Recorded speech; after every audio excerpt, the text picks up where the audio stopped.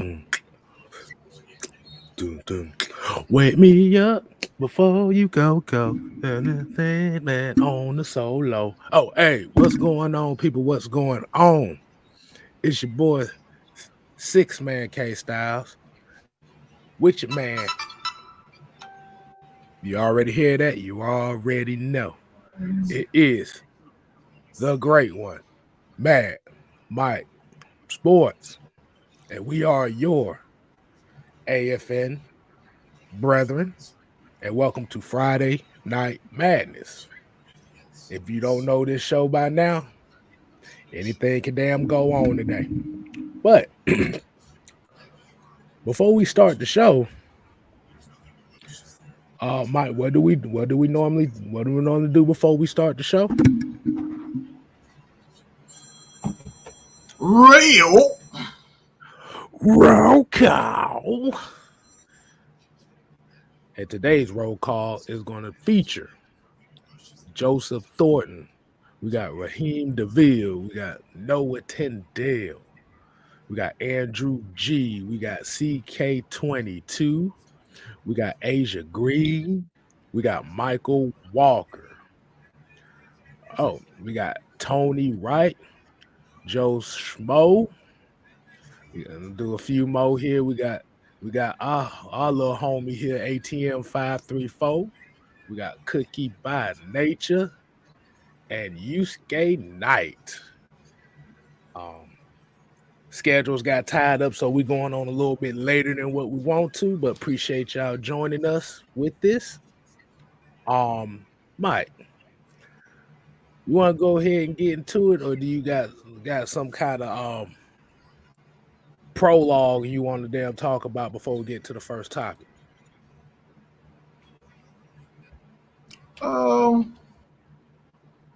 Should I do this right now? I mean, I was going. I was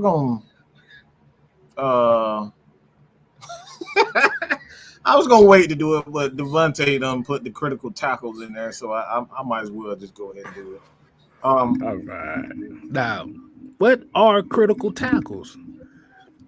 Mike is going to explain to us. Dig deeper. And I've never heard of a critical tackle. I thought all tackles were critical, to be honest. So it's like, what do you guys think are critical tackles? Because aren't all the tackles supposed to be critical? Like, am I mistaken? I'm like, somebody tell me something. I'm guessing critical tackles. And Noah already asking where the music at. We trying to put this thing on Spotify, so we can't have no music in the background in order to put it on Spotify. So yeah. Am I right, Mike? Pretty much. Yeah.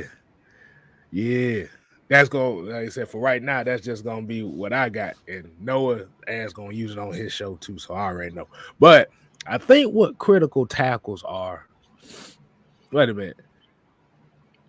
I think it's tackles, like the name says, tackles in critical situation, which is probably, and this is just my opinion, it's probably tackles to prevent first downs. I think it's just based on the situation as far as third downs and preventing first downs and stuff like that. Touchdown saving tackles.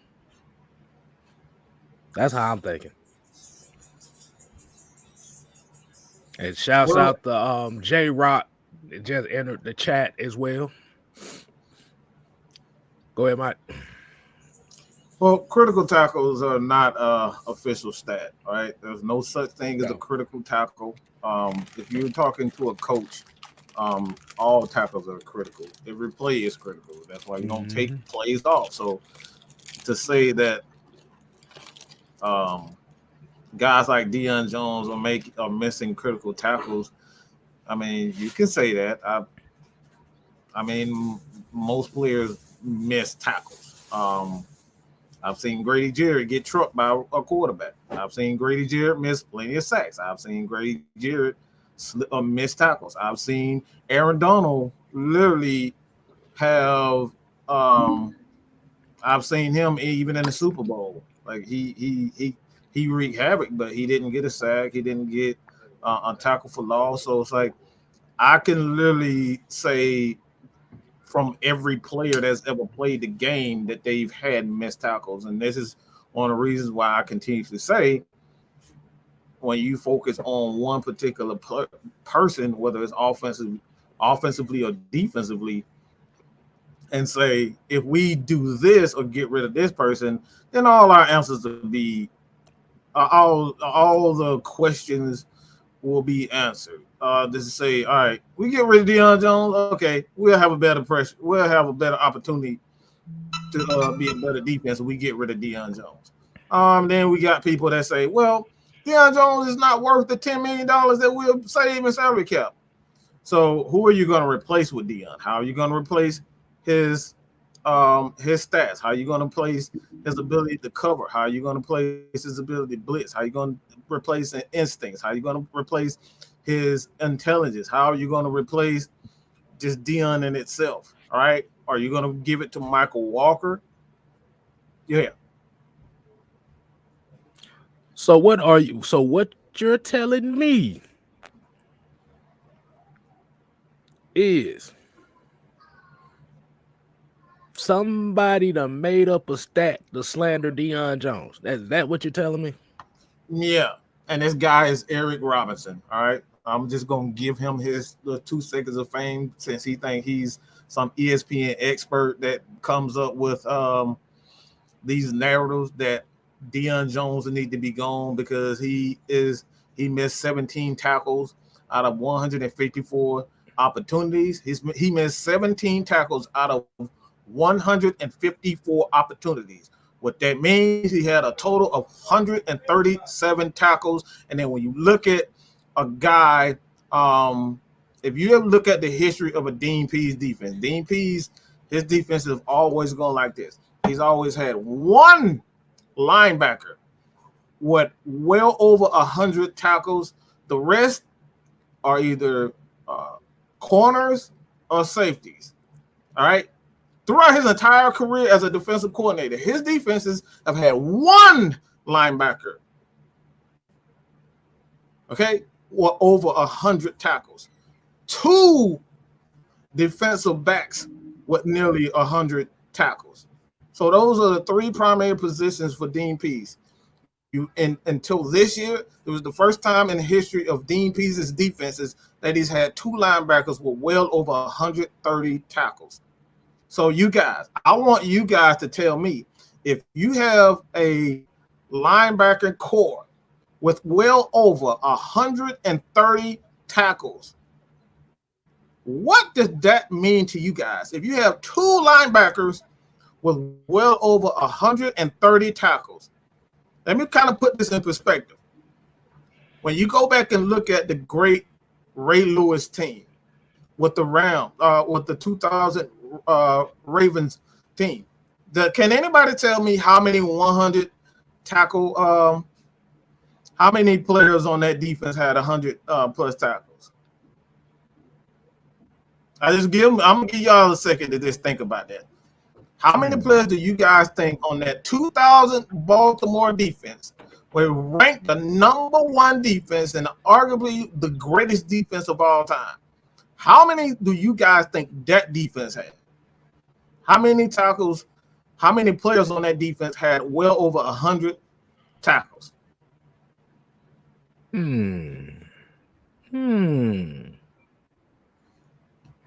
So I'll give you a second. I'll give everybody a second to kind of answer that. You think you know KStylzz? Let's see.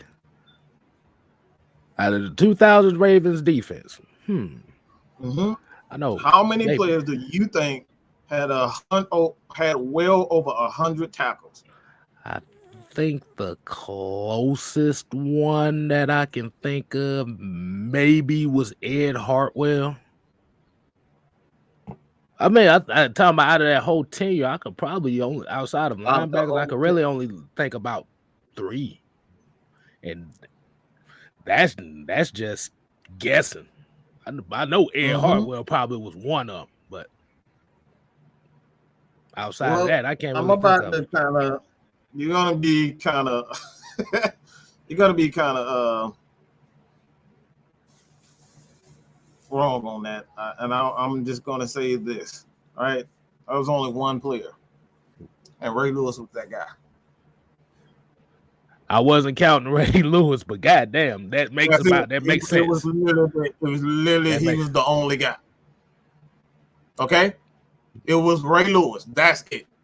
So my point is, when you have a middle linebacker or you have two middle linebackers with well over 130 tackles apiece, what does that mean to you guys? What does that mean to you, KStylzz? Two if guys. You got two, your middle linebacker. We play a 3-4, okay? We play a 3-4. So there's two guys in the middle and two guys on the outside. But the two guys in the middle have 130 tackles apiece. What does that tell you? That just tells me that nobody else on the defense is really flying to the ball. That's one thing. The second thing is that means your defensive line is not letting these guys attack the line of scrimmage. Because remember those Ray Lewis, them 2000 Ravens defense. Let's put this in perspective with the 2000 Ravens defense. You could think of a Tony Saragusa, Sam Adams. We've talked about it before. Kelly Gregg, Haloti Ngata.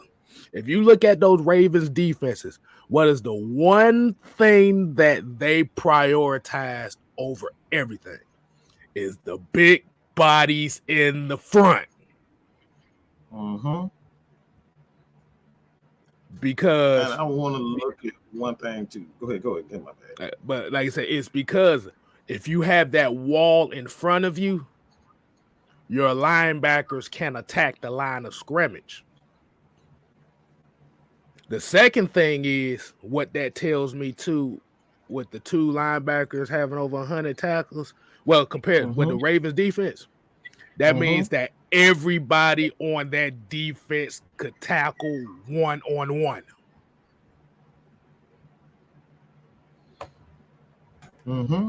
Because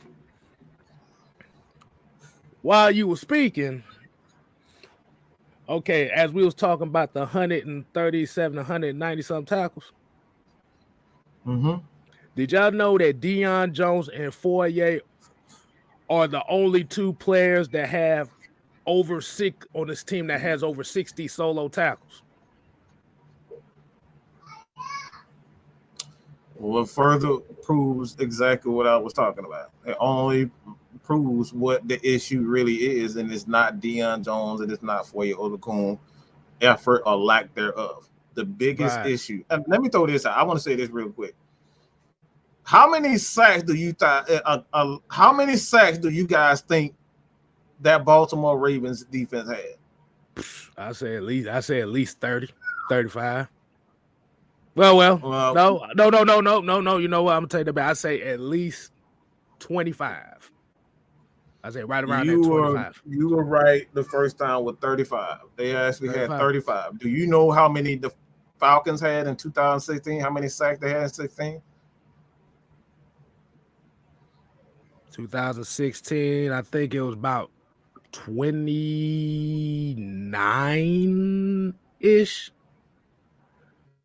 About that area, 29, 30. You see in a pattern? You see in a pattern here? There's a pattern here, okay? The reason why I'm bringing that up is because the tackles, let me get the tackles. Okay, I have the tackles. That 2000 Falcons team, this is another pattern. That team was a Super Bowl. I'm comparing Super Bowl teams. That Falcons team in 2016 equaled. They had one thing in common with the Falcons, with that Ravens defense. And anytime they had 34, they had 35 and 34 total sacks. This is the reason why Dean P says it's not so much sacks, it's pressure and stopping the run. When you got guys that can get off the field, the one thing that they did well also that Baltimore Ravens defense, they was able to get off the field on third downs. So it's not so much how many sacks you're getting, it's those small intricate details of football that we always speak about. Can you get those critical stops on third downs? Can you get a sack when can you get that critical stop when it matters most? So it doesn't always have to be a sack. It doesn't always have to be an interception. It has to be a batted ball. And what I'm basically painting the picture is that Falcons team had two guys with over 100 tackles. Had two guys with over 100 tackles, and that was Keanu Neal and Deion Jones. The Falcons had 34 total sacks, and I think we all know that Big B's with a high guy, but the next guy in line was Adrian Claiborne with 4.5 sacks. So sense. When you look at not only the Falcons but the Baltimore Ravens, it's almost the exact same, just a little bit differently. The Falcons were a little bit more spread out. The Ravens were a little bit more spread out. They had more quality defensive linemen up front. The Ravens had Rob Burnett with 10.5 sacks, Michael McCreary 6, and you got Peter Boulware with 7. But everyone else were 3, 2, 2. You had James Trapp with 2. You had Sam Adams with 2, and you had Kim Herring with 1, and Ray Lewis with 3 sacks. So damn, that's a name I ain't heard in a long time. Goddamn Kim Herring, I ain't heard that name. Kim Herring, and look, man. So what the point is that you have to have depth. What the Falcons don't have is depth. They have good linebackers, but they don't have the guys up front that can keep the offensive line off of our middle linebackers. That's the biggest issue.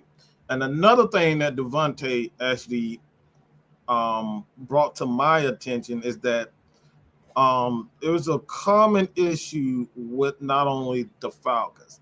Anybody know Jordan Brooks?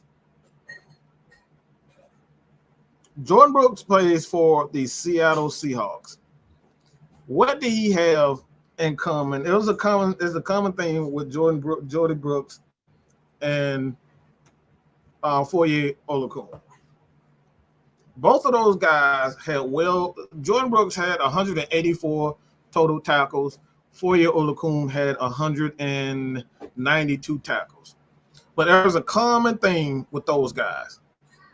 Do you know what that common thing is?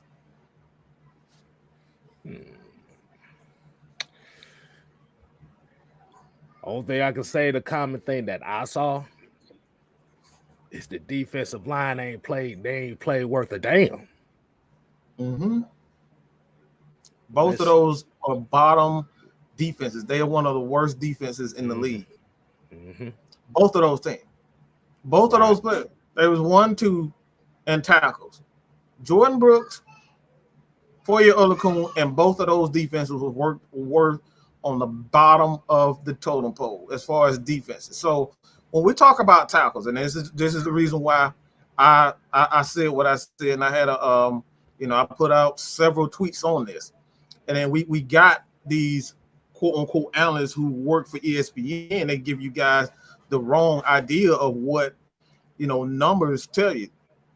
We're looking at and if anybody want to kind of see these things, you can check us out. We have the Discord. You can check us out on Twitter.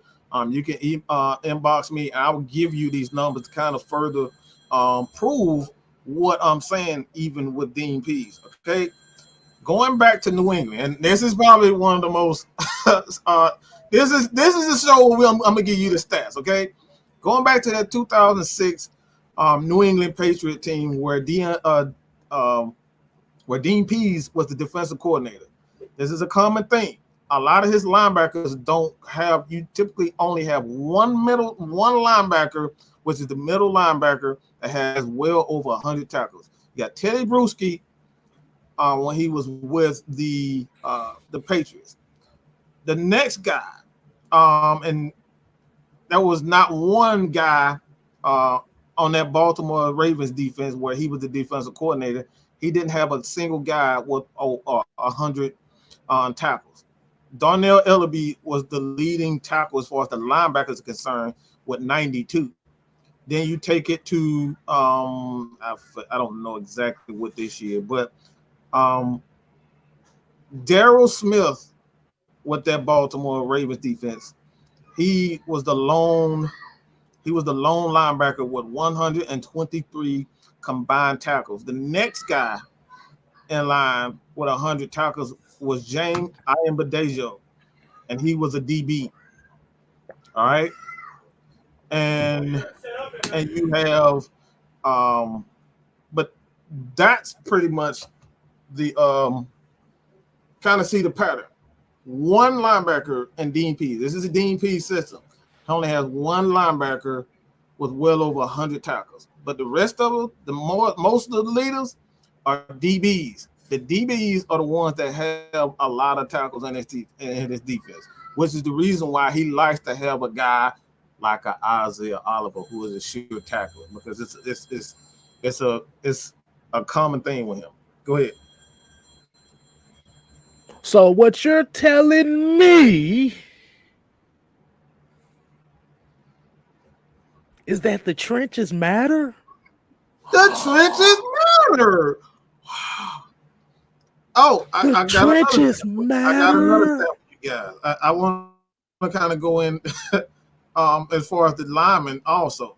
Ty Warren. I don't know if a lot of people remember Ty Warren, but Ty Warren was a guy. He was a defensive lineman, and he was third in the team in tackles with 84. 84 total tackles as a defensive lineman. All right.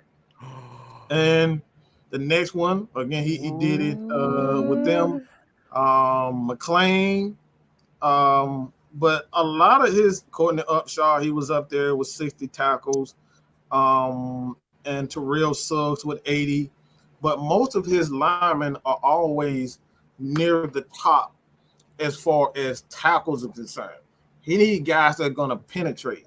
So if he doesn't have guys that are penetrating, he doesn't have that one defensive lineman that's going to stop the run, allow Grady to penetrate, you're not going to get the best out of his defense. He has to have that one guy that can penetrate and the other guy that's going to eat up space, which is the reason why a lot of people have been big on a Jordan Davis, because that's the type of, in Dean Pease's defense, he has to have those things. He has to have DBs that can tackle well and discipline.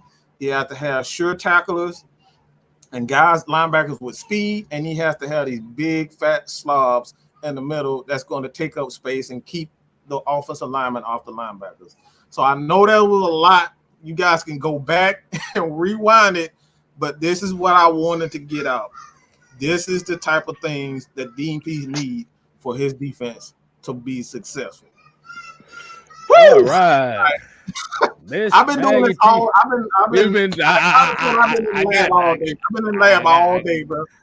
I'm sorry, Miss Maggie, but I've been in the lab all day, and I just wanted to give people. That's all right. I appreciate y'all doing everything that y'all can. Like, you really have been the saving grace of this channel as of lately, as I am currently waiting my second test results, and my darling baby, as we are in quarantine, he's also fallen fatigued. At first they were saying maybe the stomach flu, but all that passed through. Everything's passed through. Feel like I'm fine. Like, I wake up in the morning, I cleaned up my office where I record. I mean, I had everything. I had energy. It's like it's a burst of energy real quick. So I take advantage of it. That's why I've been doing the morning show. That's like the only thing I can, handle as far as energy. But it's like right after the show, it's just, I drain. So right now, of course, this is the time that I normally drain. So I just wanted to let everybody know in some updates. I made some adjustments. Now, back in July, because my son, I'm gonna tell you why this is very important, because this is what I need. And I got some liquid IV coming to me from Amazon.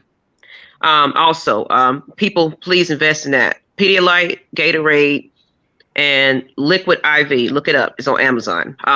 They have it now where it can be shipped the same day. I did it this morning, and it's supposed to be dropped off at 10 p.m. The reason why I said this, because I've had some people that hit me up in my most intimate moments, I mean, not together at all, and talked to me and said, one guy, I'll get his link again. He's a cigar distributor. As you know, we're in the works of possibly a restaurant, but right now that's on the back burner because it's so many families out there that's reached out either for just a mental health vent. I've helped a lot of people in my sickness, just listening and providing my, just sometimes they just want to vent and cry, and I don't cry with them. I'm sorry to interrupt you guys. No. I know there were some things that was in question about what we were doing. For one thing, I don't feel that people should, if you want to record what you're doing as far as charities, it's fine. That's all you. But a lot of people do good deeds without it being, out there, because to reach out to someone for assistance, such as just the simple thing of Gatorade and soup and the necessities like toothpaste and soap, and these people are not working at this point. I'm not working. I mean, honestly, if I wanted to work, I couldn't work at this point because I've been sick for more than 3 weeks now, where my energy is completely drained, where if I went to some physical job, they would let me go anyway. Okay. So I took the donations that was originally for the fund, the AFN, no, you're not blocked. We see you. How are you? Okay. Anyway, basically we had a GoFundMe a long time ago when I was working with another restaurant, and it was a partnership. And basically it just didn't work out. It wasn't the right situation for you guys. And it's the fact that I also thought about, okay, November, that's cold weather. That's when COVID thrives. I guess I predicted it because I just went on and postponed it, So we probably just do it during the tailgate day, hot as hell days. That way people can come out and be a little bit more comfortable. Of course, protocols and all that, I'm getting all that in work. So it will be a nice little where everybody will have like little gift bags of just the things they need to keep their hands clean so we can all be safe and party at the same time. So I just postponed it so it wouldn't be where we all get together and then everyone's sick. That's the last thing I want. I try to stay away from my children, but sometimes children just are persistent. And now my son's walking around with fatigue too and in the bed. But I can get on here and speak and talk, and I will put I'm not going to hold it up too long because I'm long-winded. I'm sorry. But I readjusted the GoFundMe. Everybody that donated the money to that fund, it basically was just readjusted to provide services for people that just really need those things. So I've been offering grocery delivery because, of course, I can't physically take it out. But now it's becoming such a demand to where if anyone wants to donate these items instead, because it's starting to get less off the shelf. So if you just have plenty of, water is nice, but during this pandemic and this, you need teas, ginger, honey, garlic, clove, it's a lot of things that I've been getting a lot of resources. So me dealing with it myself, I do the emergency. I drink, I did a detox tea that has all the things that you need. So I haven't passed out anything else from the body. Of course, my skin is clear and I'm eating and drinking fruit and stuff like that, but I am still extremely fatigued. So I went on ahead and just took me a test. And my son now, he's kind of in the bed. He's with me. So me and him are going to be isolated in this room for another 5 days. But, we've been watching whatever this is. We watch Willy Wonka. We over here just enjoying movies and eating snacks. So we're fine. I plan on going on this tomorrow morning to explain it a little bit more because I had to readjust it because of COVID test and my son's sick. So I'm here to say I'm going to put this in the chat for you. Then I'm going to let you guys have your show. This GoFundMe is definitely a need. Okay, I just said it for $1,000. We already think we got like 150 so far, so that was able to kind of get a few things. Also on that GoFundMe description, there is a link that I've been posting a little bit, but sometimes YouTube is not friendly, where they'll delete the tweet and won't even let it post. So I sometimes put it in the community tab. Please click on that. I believe from what I know, I don't know if it's statewide or nationwide, but you can choose your location of where you are, and it will give you the resources in your area. So I will do more research on that and get more specific, because I only looked on it just maybe once, because of course we're fine. We have resources. Thanks for you guys as viewers. It helps us as far as the donation to, the cash, the super chats and, our Google ads and things that help us afloat. But the direct things, we're taking that into the donation of the pot, and we'll be putting out to people. So my email is out there if anybody's needing something, because what I've been sending out is really just the necessities: soup, soap, toothpaste, everything that you need to recover, and that's starting to fly off the shelves, everybody. So it's getting to a point where if you don't have it, you don't have it. So stock up on those Pedialyte, stock up on those, everything, sanitizer. I mean, I got so much sanitizer, it's ridiculous. Every time I run into the store, I grab it, because I'm trying to grab it before people get too panicky. We're trying our best over here to get better, but it's all over, people. It's all over. There's nothing we can do to avoid it. Please put on your mask. Some people are doubling up at this point. And there are now resources where if you go online, I'll put the link in the GoFundMe once I know exactly what website that is, but you can order free tests. I think it's up to 4 testing kits, as well as masks. They're doing the special masks that you have to have. Now those are accessible to everyone free. I don't know who's calling me right now. It might be my daughter at work. I'm sorry, y'all. But that's it. I mean, I don't want to hold y'all up, but that's my. So I'm gonna get off of here because my daughter's getting off of work. She got her first job at Walmart. Yeah, so excited. But I'm gonna call her and make sure she's all right. She's getting off. But thank you, everybody. And yeah, it's getting real, people. We just, like I said, we lost a good staple of our family because she had dementia, but I'm pretty sure it was COVID because everybody else was over there sick. So I'm good, but I can't physically get out. So if you're needing something, please be specific to what you need, and I will make sure that you get what you need. Even if it had to be a grocery delivery, I will put it in the cart and send it to you if I have to do it that way. Okay. But the only problem with that is now it's starting to get to the point when I order Gatorade, they completely just ignore the fact that Gatorade is the most necessity, and they'll do individual bottles. I'll call back. I'm like, well, Gatorade, please. Oh, we have it, but we didn't have what you have. Well, please, this is important. It's people over here in need. We need it. I don't care what it is. A bottle of Gatorade helps somebody a long way. Okay, so this link is going in the chat. And I appreciate everybody. If it doesn't, like I said, it's on the community tab already. So like I said, YouTube is on something, but it's the GoFundMe. It will explain that a little bit more. But as I get more information, I'll update you as you guys go. And then we also offer drop-off situations now. I ain't gonna give you my address, but we'll pick it up and then, store it. But, just for storage purposes and safety. But if you need a drop-off, we will also provide that for you too. So thank you, everybody. Please be safe. I'll be back. I'm going to continue to hold my show until February, and I'm just doing impromptu pop-ups as I feel the need and have the energy. I'm sorry.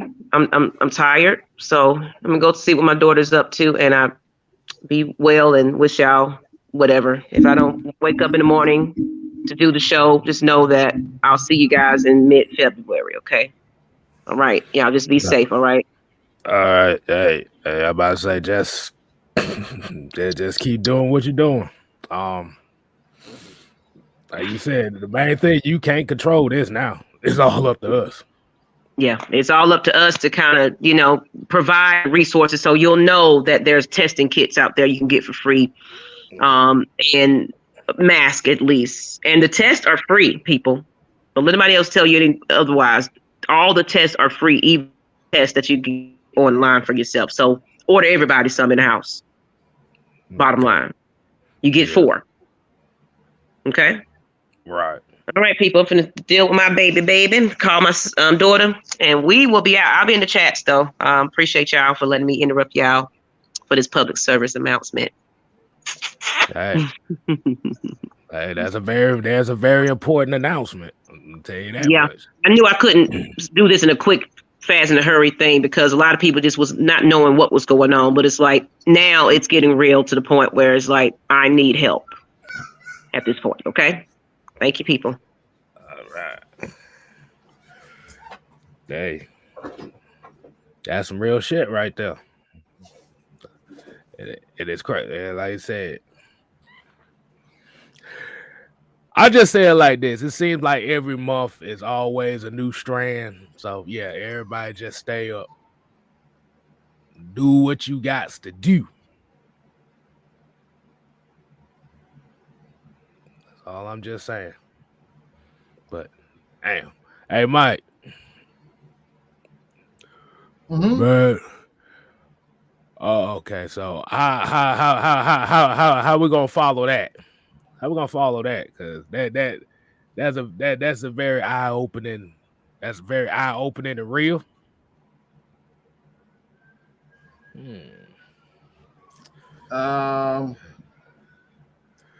Well, we give people, their thoughts on where we were to begin with, as far as the, as far as the, the conversation as far as like what's really wrong with the Falcons. Is it Deion Jones? Is it the defense in its entirety? Like, how are we going to fix this defense? Okay. Hey, I'm about to say you want to say that for later and kind of get to talking about. All right, so I know we y'all done got like a first half of a show. Let's go ahead and get it. Let's go ahead and get into this topic. Let's go ahead and get into the main topic for the night. I'm gonna go ahead and put this up. So there's one particular reason why I want to talk about this tonight. Look at one of the home games. What do you see? Hey, Mike, what do you see as one of the home games on this schedule? What I see? Oh, we already talked about that one. A big C right there in the middle. The middle on the left side. I'm gonna ask everybody that's watching, what do you see as one of the home? Well, what do you see on the left side of this schedule where the home games is really, really something that is very gonna be next year is gonna be very interesting. I'm gonna see if anybody could catch it. If not, let me go ahead and read them out. The 2022 opponents. We got 9 home games this year. We got the Cardinals. We got the 49ers. We got the Browns. We got the Steelers. Okay, Panthers, Saints, and Buccaneers. Chicago Bears. That's the one that I'm talking about, because Lord have mercy. They knew what the hell they was doing with this. They knew what they was doing with this one. Oh, we know. We know. This is going to be the game that I'm paying attention to the most, because this is going to be the game where you're going to see a lot of Chicago Bears jerseys that are from Atlanta. Just because of Justin Fields. Now, as we look at this schedule is going to be tougher because we got the AFC North and the NFC West this year. So it's going to be tougher. If I remember this past season, when they announced Like I said, when they had announced the opponents, what was that record that everybody said the Falcons was going to have when they announced the opponent? Even though this was a quote unquote easier schedule. 4-13? I think 4-13 or something like that. It was 5-12, and this was with Julio and Calvin Ridley. What the hell you think they're gonna say when they see this schedule? What, they gonna put us at 1-16 for this year because of that schedule?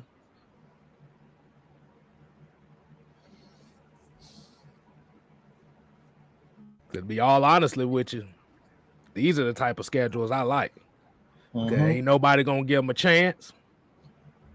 Hey, and let's look at. But like you said, the main thing is the road games are really gonna be the tougher of the out of the split. It's gonna be the tougher. Cleveland, I don't believe in them. If we get the Cardinals late in the season, we already know what the Cardinals' history is as far as late season. So, what do you think about that, Mike? As far as the schedule is concerned, as far as the schedule, how do you feel about that? How do you see that? What exactly you talking about? Just because the schedule, I mean, not the schedule, but the opponents. The opponents. Mm-hmm. I mean, the whole schedule. I think the focus of this coming season, we're going to be focused on we're going to be facing a lot of defensive teams. With the exception maybe Cincinnati, but this is a defensive. It's going to be a hard nose, so they're going to have to get tough on the offense side of the ball, and they're going to have to get tough on the defense side of the ball. But they're going to to get tough. Hey, guess what? Guess why you just said that? It fit into the theme of what we was talking about the first thing of the show. So we literally that's what I'm talking about. Bam. Like I said, look, man, this is the reason why I like doing these things on the shows, because we got guys like Eric Robinson who think they know what the hell they be talking about when they try to focus on beating up one player. Defense has never been about one player. Basketball, baseball, football, it doesn't matter. All right, you gotta have a total team defense. Don't matter if you got one great defender. If everybody else suck and you got one great defender, that's not good enough. Hell no. You gotta have a total team that buys into what it and they understand what their job, and they're very good at what their job is. So when I see people like Eric Robinson, and I'm gonna keep calling his punk ass name until he actually, want to come on the show and start talking about this type of stuff. He want to tweet and tweet and tweet, but these are the facts. The Falcons gave up 2,200 rushing yards, and the problem is Deion Jones. We need to get rid of Deion Jones, and $10 million in salary cap is going to improve this defense. I got another question, Mike. I got a question. Got another question. What's that? So,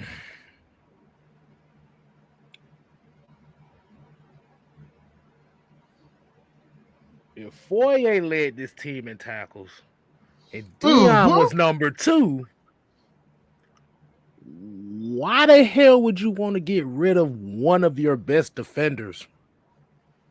And a defense that was in a defense that is rebuilding for $10 million in salary cap. This is their logic. This is these guys' logic, and this is why you have shows like this that's going to tell you what's actually wrong with the Falcons.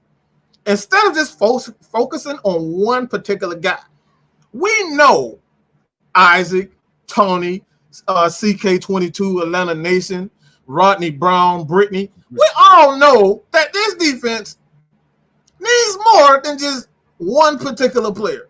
Having Jordan Davis on this team is not going to fix this team.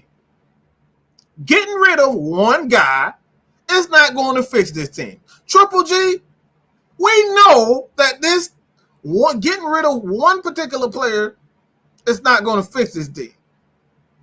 We literally brought in Tony Gonzalez, Julio Jones, and Roddy White, had Michael Turner, had all the weapons on one offensive side of the ball, and that still got us one game short away from the Super Bowl.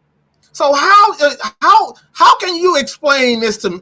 Explain this to me, Mr. Eric Robinson, that getting rid of Deion Jones is going to fix the problems? What's wrong with the Atlanta Falcons? Please explain to me. Somebody, we'll give you the link in the chat right now to send this to Eric Robinson. Tell him to come on the show and say getting rid of Deion Jones is going to specifically change the defense. That's the focus of the entire tweet. Deion Jones is not the issue. There's a greater issue with this Atlanta Falcons, and it's the defensive line.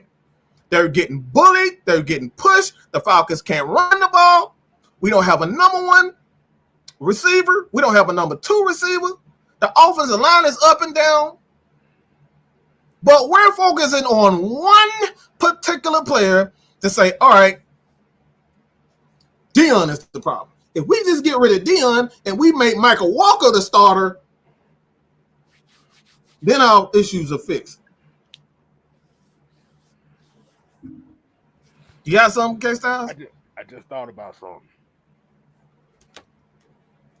As these Falcons have continued to struggle these last 4 years, have you noticed that every year it's a new player that everybody wants to get rid of? It's the same. It's a bully mentality. It's a bully. This is the reason why I say, as fans, we can't allow these people who are content creators get away with this stuff. All they do is find a new target. Before it was Isaiah Oliver. We pointed the finger at Isaiah Oliver. Now it's Deion. And now it was Matt Ryan. And we said it was Matt Ryan. Now it was Mike Davis. Granted that Mike Davis wasn't, but it's always a single person or a single reason why we're not good. And it's just not true. Let's stop picking on one particular player. If a guy, we got two guys over 100, and they literally with themselves combined over what 137, 190. That's what 103, almost 300 damn tackles. That's well over 320 tackles or something like that. 329 tackles. And so guess who? And look, and guess who was third on the team in tackles? Who was that? Mr. AJ Terrell. You remember when I just told you guys earlier that defense are very vital in it? I told you guys that, didn't I? Rewind it. Go rewind and say exactly what. Like I said, if you guys want to see the stats and the proof of the reason why I'm saying I cannot see the Falcons not taking a guy, either a defensive lineman, a big defensive lineman who can stop the run, or a defensive back. This is what he needs to be successful. He can generate pressure with adequate linemen, but what he cannot do is create a defense without the necessary tools. It's about creating a defense that's going to help this team improve. And getting rid of Deion Jones for the sake of $10 million is not going to help when you don't have the guys in free agency. What guys in free agency you going to throw $10 million at? You're not going to throw $10 million at no damn Jamie Collins or a Jamie Collins. He's going to look at that $10 million and laugh at you. These guys are wanting $15 million. If you want an elite pass rusher, you're going to pay at least $15 million for him. We paid, what, $16 million for Dante Fowler. And he's Kung Fu Panda. That's all you see on the side. That's all you see on the defense. Again, Everybody, y'all can inbox him. He can come on and explain this to me. How getting rid of Deion Jones, and I promise you, when he get on, he gonna say that's not what I was trying to say. I was trying to say that this team is this and this. Look, we all know that. I got video document evidence of what we've been saying all year. We need to get a guy who's going to come in and stuff the run. We need those guys. We literally have a quote here, and somebody just said it. Route 96.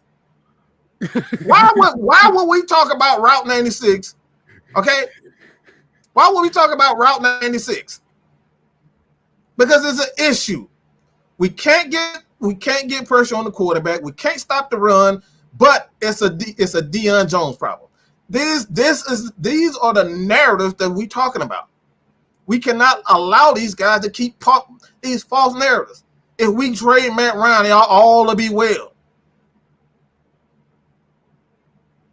That's a false narrative. There's no truth behind it. These guys use these numbers to nitpick players, and then when you try your best to, not even try your best, you actually provide with the stats, the facts, and the truth. They go to other things. So the fact of the matter is, there's a lot of is Deion Jones having the best year of his career? Absolutely not. Is Deion Jones the worst linebacker in the league? Absolutely not. But is there a bigger issue with this Atlanta Falcons defense than Deion Jones?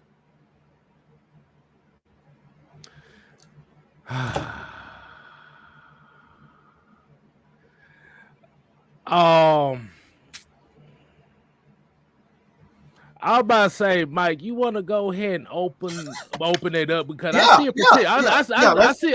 see a particular person that I think might need to come on here. All right, let me put it in there. Go ahead and put it in there. So we're going to open it up. We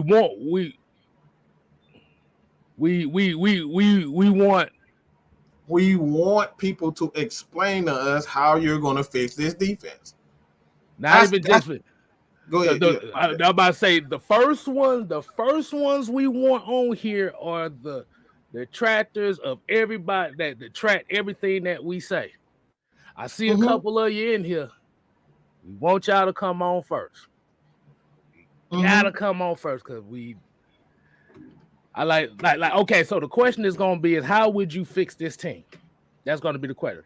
But we was going to talk about the playoffs this weekend and stuff, but we done took an audible today, so that we gonna close out the show with playoff things. That ain't gonna take too long. Like I said, the first people I want that I want to hit that link are the people that if you want this team to win, you need to hop on and tell us what this team needs.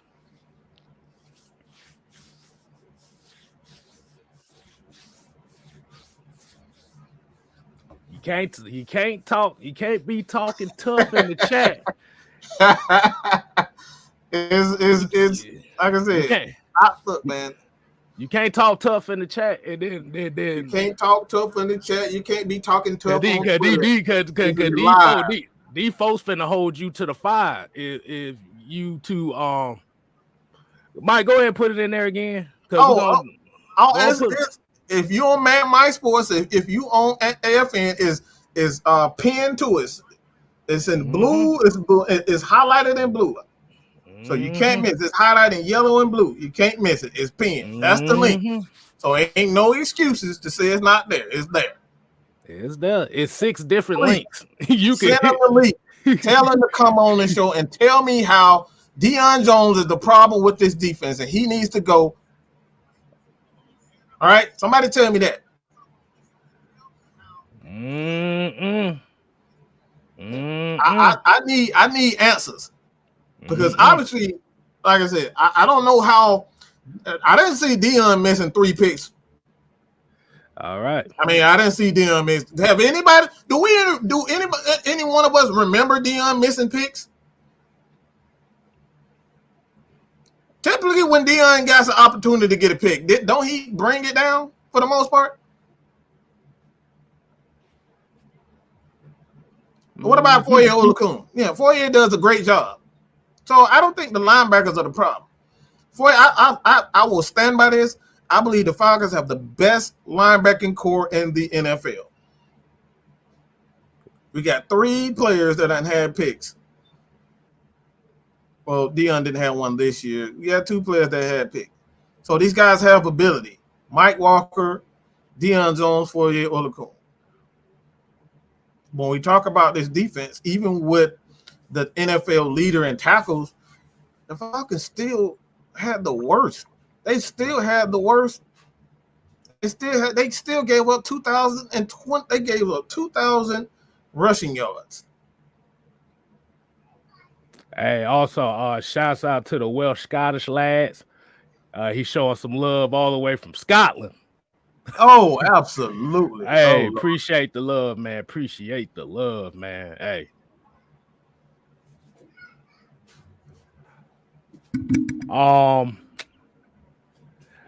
Yeah, Atlanta Nation, anybody to join, but like I said, for right now, we want the people that feel like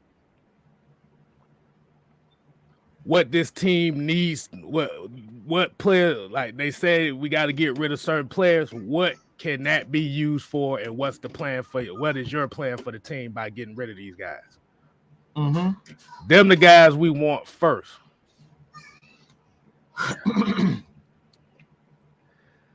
Like I said, we only gonna hold this open for about 5 more minutes. Why is there? Everybody got so much to say, but nobody wants to come.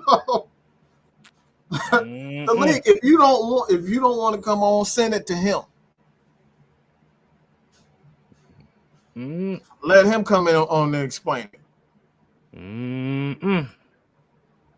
Don't matter who it is. I'm gonna explain how you gonna fix this thing, fix this defense. How you gonna fix that team? Since everybody got the answers to it, we want to blame everybody. We want to blame single players, but somehow you guys got all the answers. Who are you going to get to even replace the? Again. Let's just say Deion is half of what he is. But let's just say he half of what he is. Right. All right. Let's see. Rico. All right. Rico Glenn. All right. Thumbs up if you ready, man. You ready? All right. Rico, what's going on with you, man? Oh, good. How we doing tonight, fellas? Everybody doing good? Hey, we doing good. We doing good, man. What you got for us? Honestly, man, I think this team, I think we need to go in a younger direction. If we're talking about guys that I would cut, it's a laundry list of them. Steve and me, man, get out of here, okay? I don't want to see you, okay? Take that jersey off like you were saying yesterday. He disrespecting the 55s, okay? You gotta go. See, he watched my show last night. That's what happened. He watched my show last night. I like him already. Yeah, Jerron Harmon, he got to go. Harris, he got to go. Fabian Moreau, hey man, you can put anybody out there to give up. Man, you can't be getting rid of everybody. You want to get rid of the whole team, bro? No, I'm not. Let him go. What I'm saying is stop dilly-dallying in the middle. If we're going to go younger, then let the younger guys play. You know, I like what I saw from Richie Grant and Jalen Hawkins when they got in there. Like, I honestly do. I would rather have young guys in there making mistakes than old vets and we're watching the same thing over and over. We watch it stop after stop for these guys' career. And it's like, they're not going to come here and all of a sudden be Pro Bowl guys. You know, I would say let's go younger. For the people that's talking about the linebacking core, shut up, okay? Just shut up, okay? Linebackers, A.J. Terrell and Grady Jarrett do not need to be touched, okay? Linebackers, Grady Jarrett and A.J. Terrell do not need to be touched, okay? What we need for the linebackers, and you can really see those guys shine, is if we had some dogs on the D-line with Grady. Okay, some people that can get off blocks and make tackles. And then let's see Deion Jones and Foye in 3rd down and 8. You know, when some pass rush is coming. Then we get to see Debo. You know, then we'll see Foye. But these guys talking about get rid of them. then we really have nobody.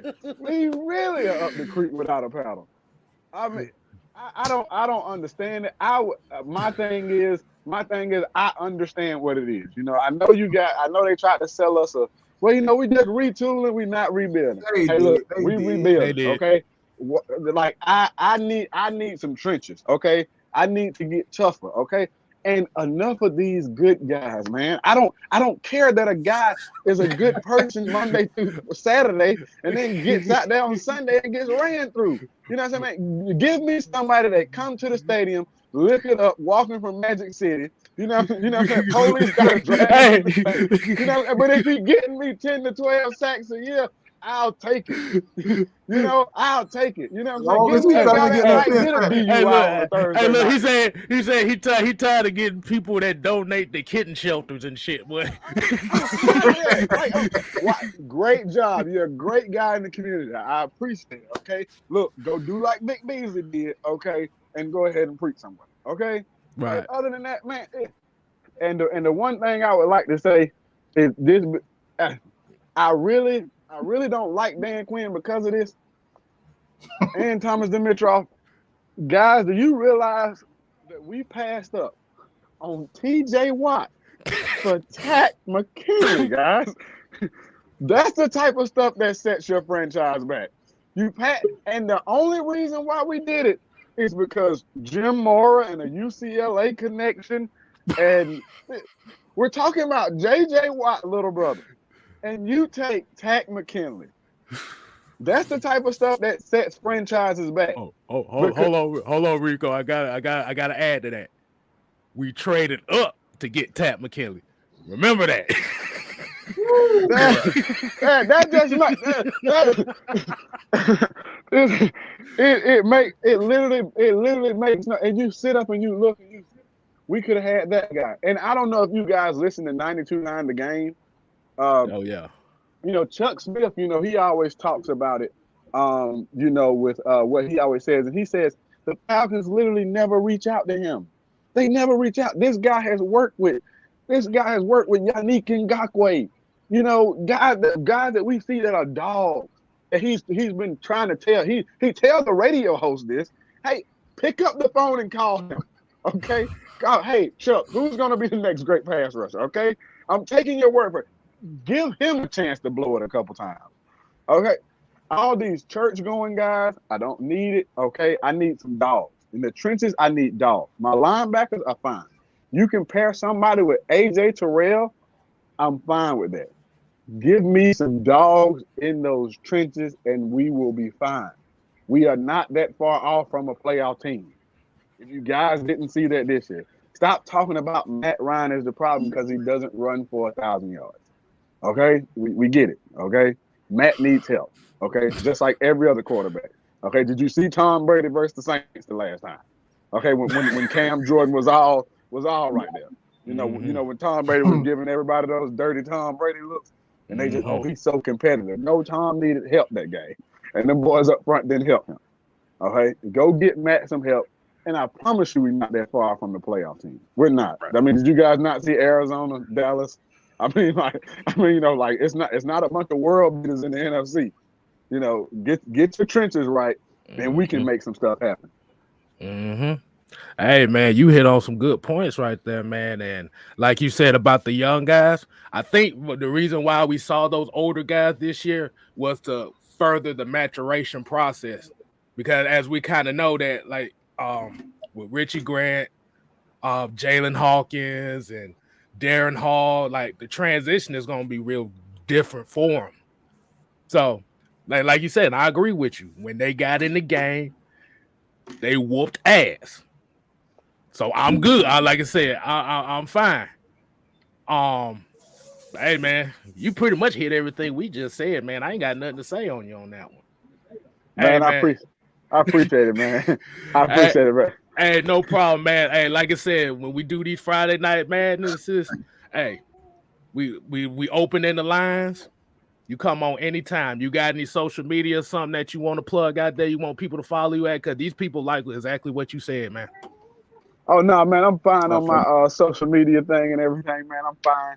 Listen, dedicated Falcon fan, man. I just want to see some good football. Like, man, we need a Super Bowl championship. Like, doesn't it feel good, Atlanta? The Braves, the Bulldogs. Like, imagine what a Super Bowl or an NBA title would do this time.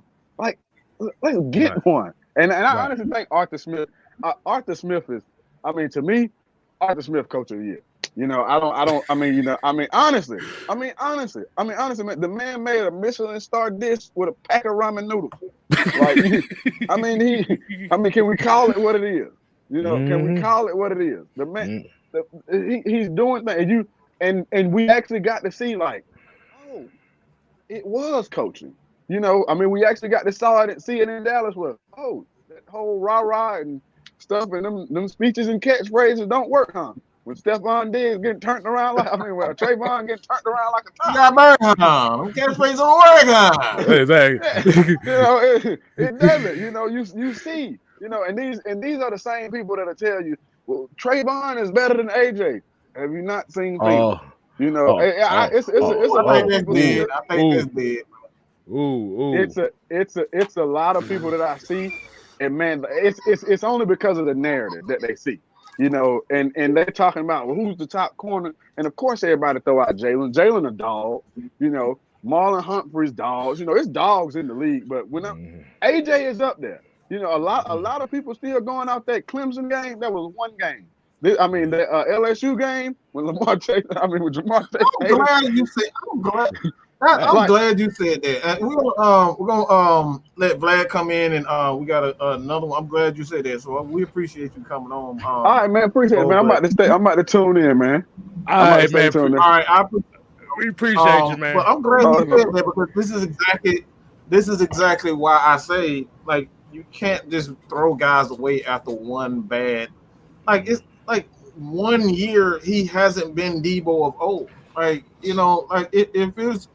We saw what led to Ricardo Allen, Keanu Neal. We saw what led up to those guys' eventual departure. Like, we saw the 3 years, you know, of inconsistencies and injury. We saw Adrian Claiborne, his inconsistency. He had one game where he get 3 sacks, but it was we saw the gradual regression, but Deion has literally had 1 year where that baffles me to say he had a down year. But, like, if you want to say this is it, this has literally been the only season.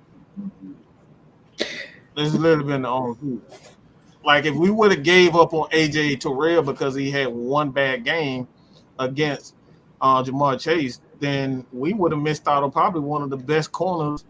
Like, he the way he looks right now, we're talking about, you know, a guy that could be the best corner in the league. Statistically, because of one game. Statistically, he was go ahead, Vlad. Statistically, he was an All-Pro this year. Like, if you actually compare his stats as far as, like, you know, yards allowed and whatnot, like, yeah, he didn't have the flashy interceptions, but interceptions are so fluky, though. Like, you got to look at yards given up, and he literally had, like, the least amount of yards gave up this season. Like, he was, like, the fact that he didn't make the Pro Bowl this year, I know it's just, like, you know, whatever, but it was still kind of, like, just baffling to me because of just how well he played. And it shows like that, those kind of things. Oh, come on. Excuse me. The guy's here. The guy's here. He been talking all day. Let's see what he got today. All right. I was waiting for let's see what he got. I want to kind of set this up. I was waiting for the link. But this guy, I want him to get his water because I want him to explain. Drink all the water that you can. Please drink all the water you can and explain to us what the issue was. First of all, I was waiting for the link. It took you long enough. Should have sent it. It's been up there. So where are we starting with this debate?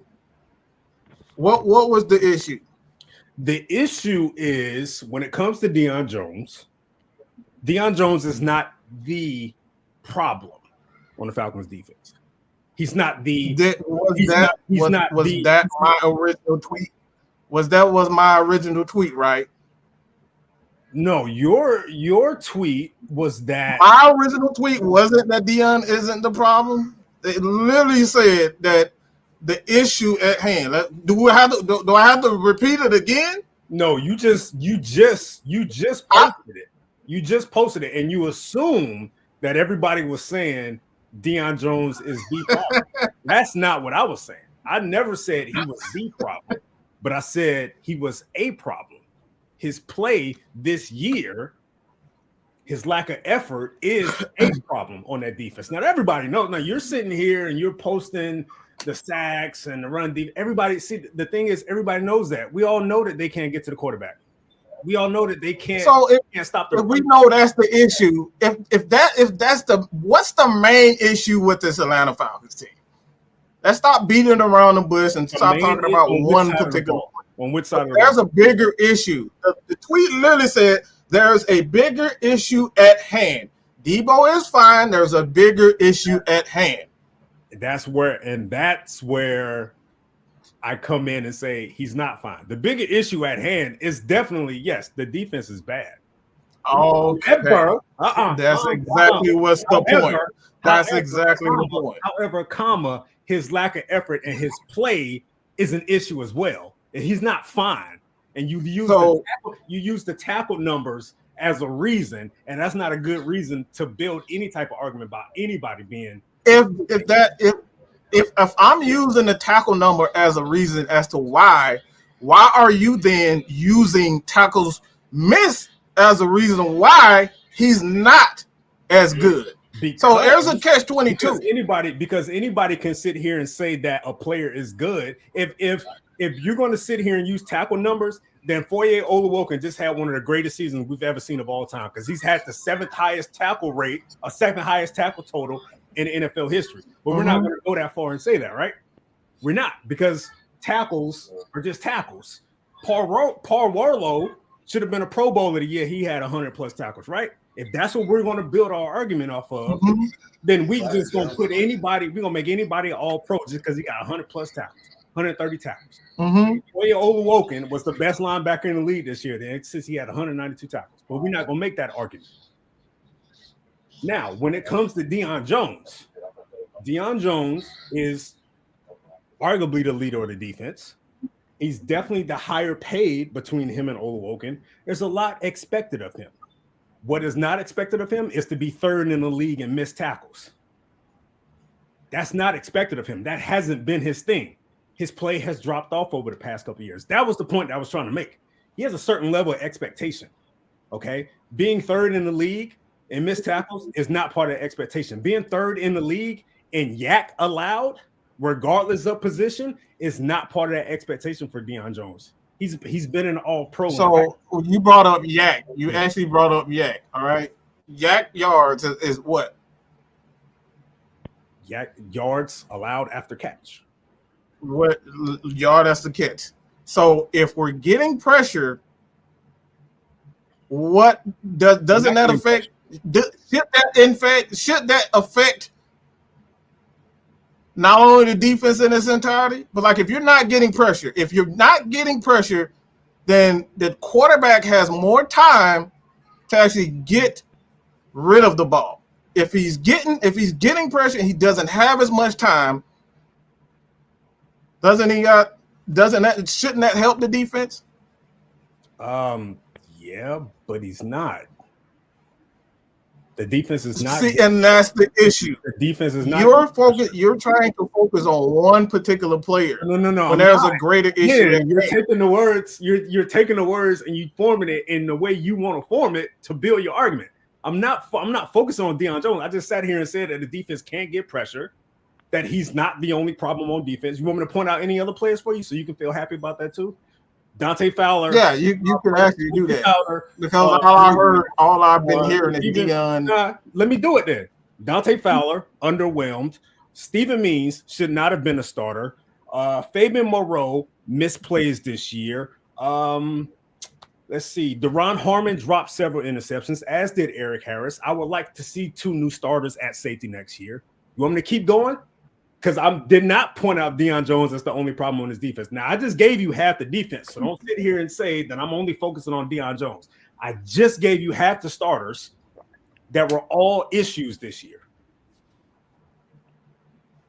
So You need based anything else? on what you said, because he's Deion Jones, he's basically he's not supposed to have a down year.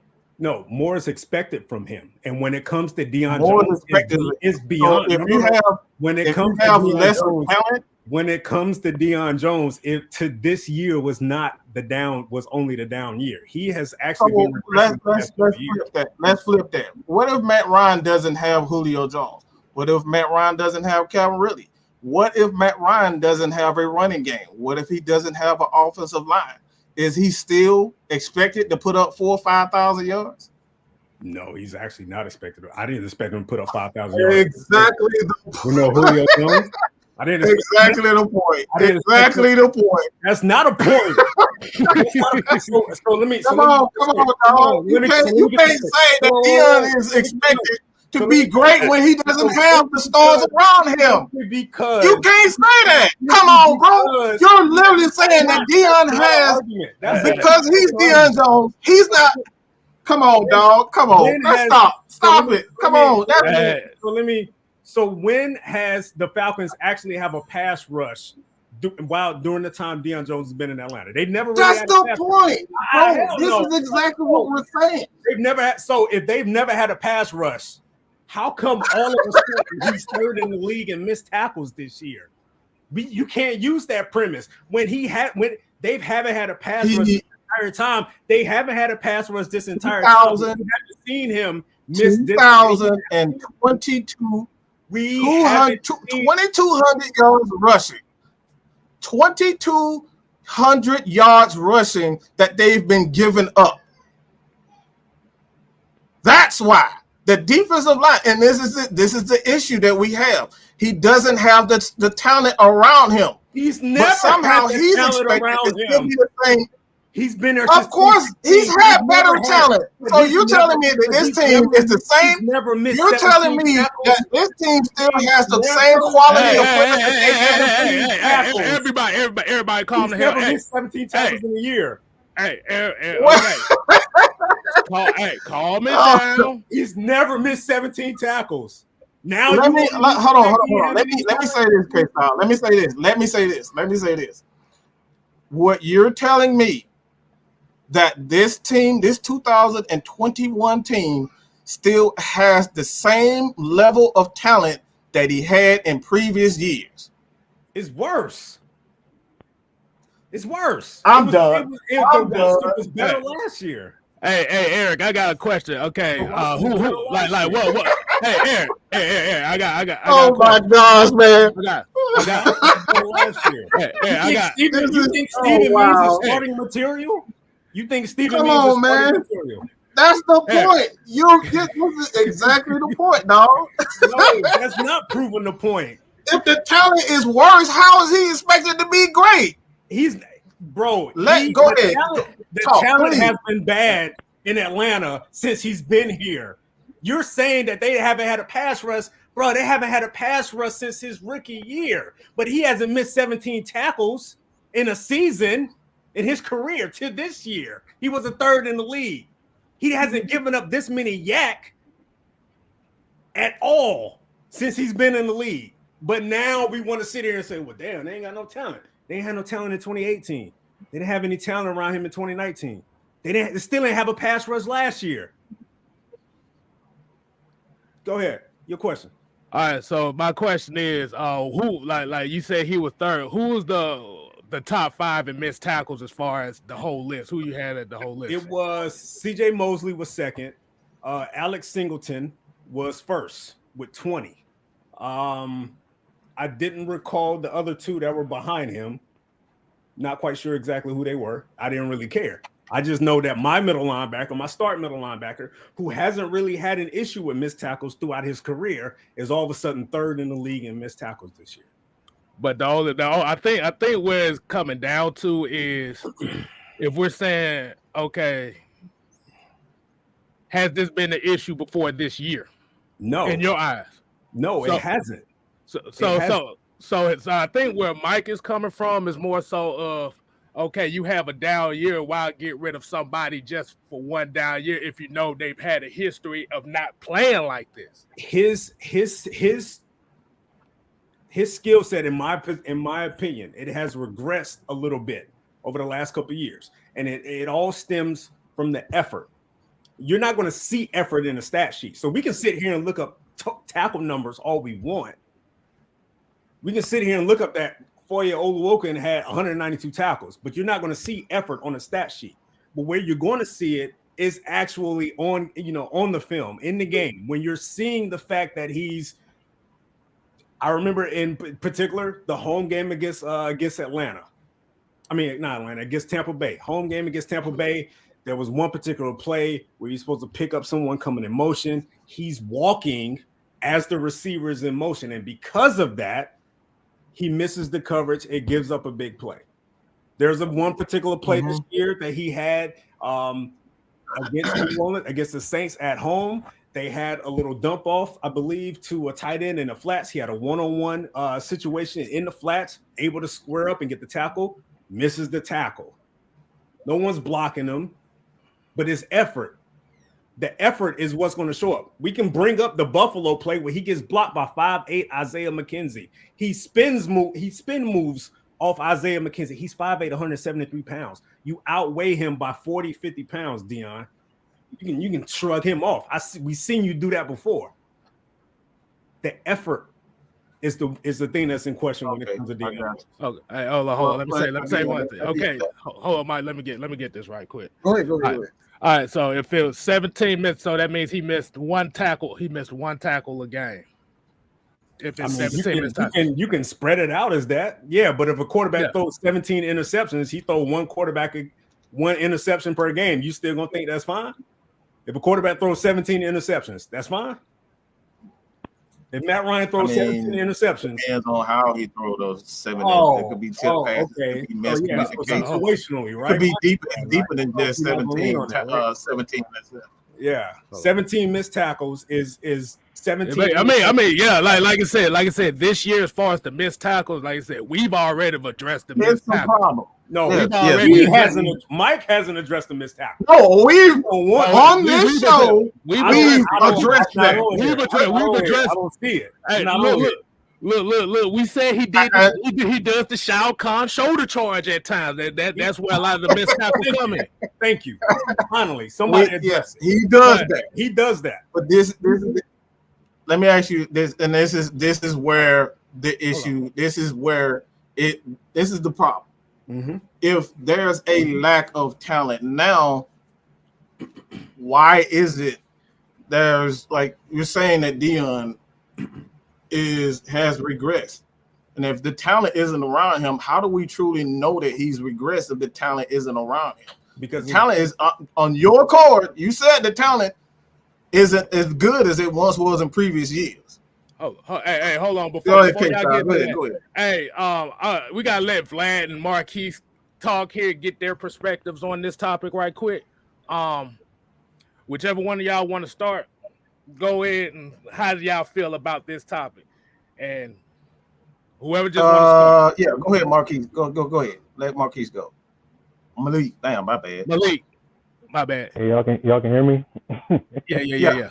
Y'all can hear me? Yeah. Mm-hmm. All right.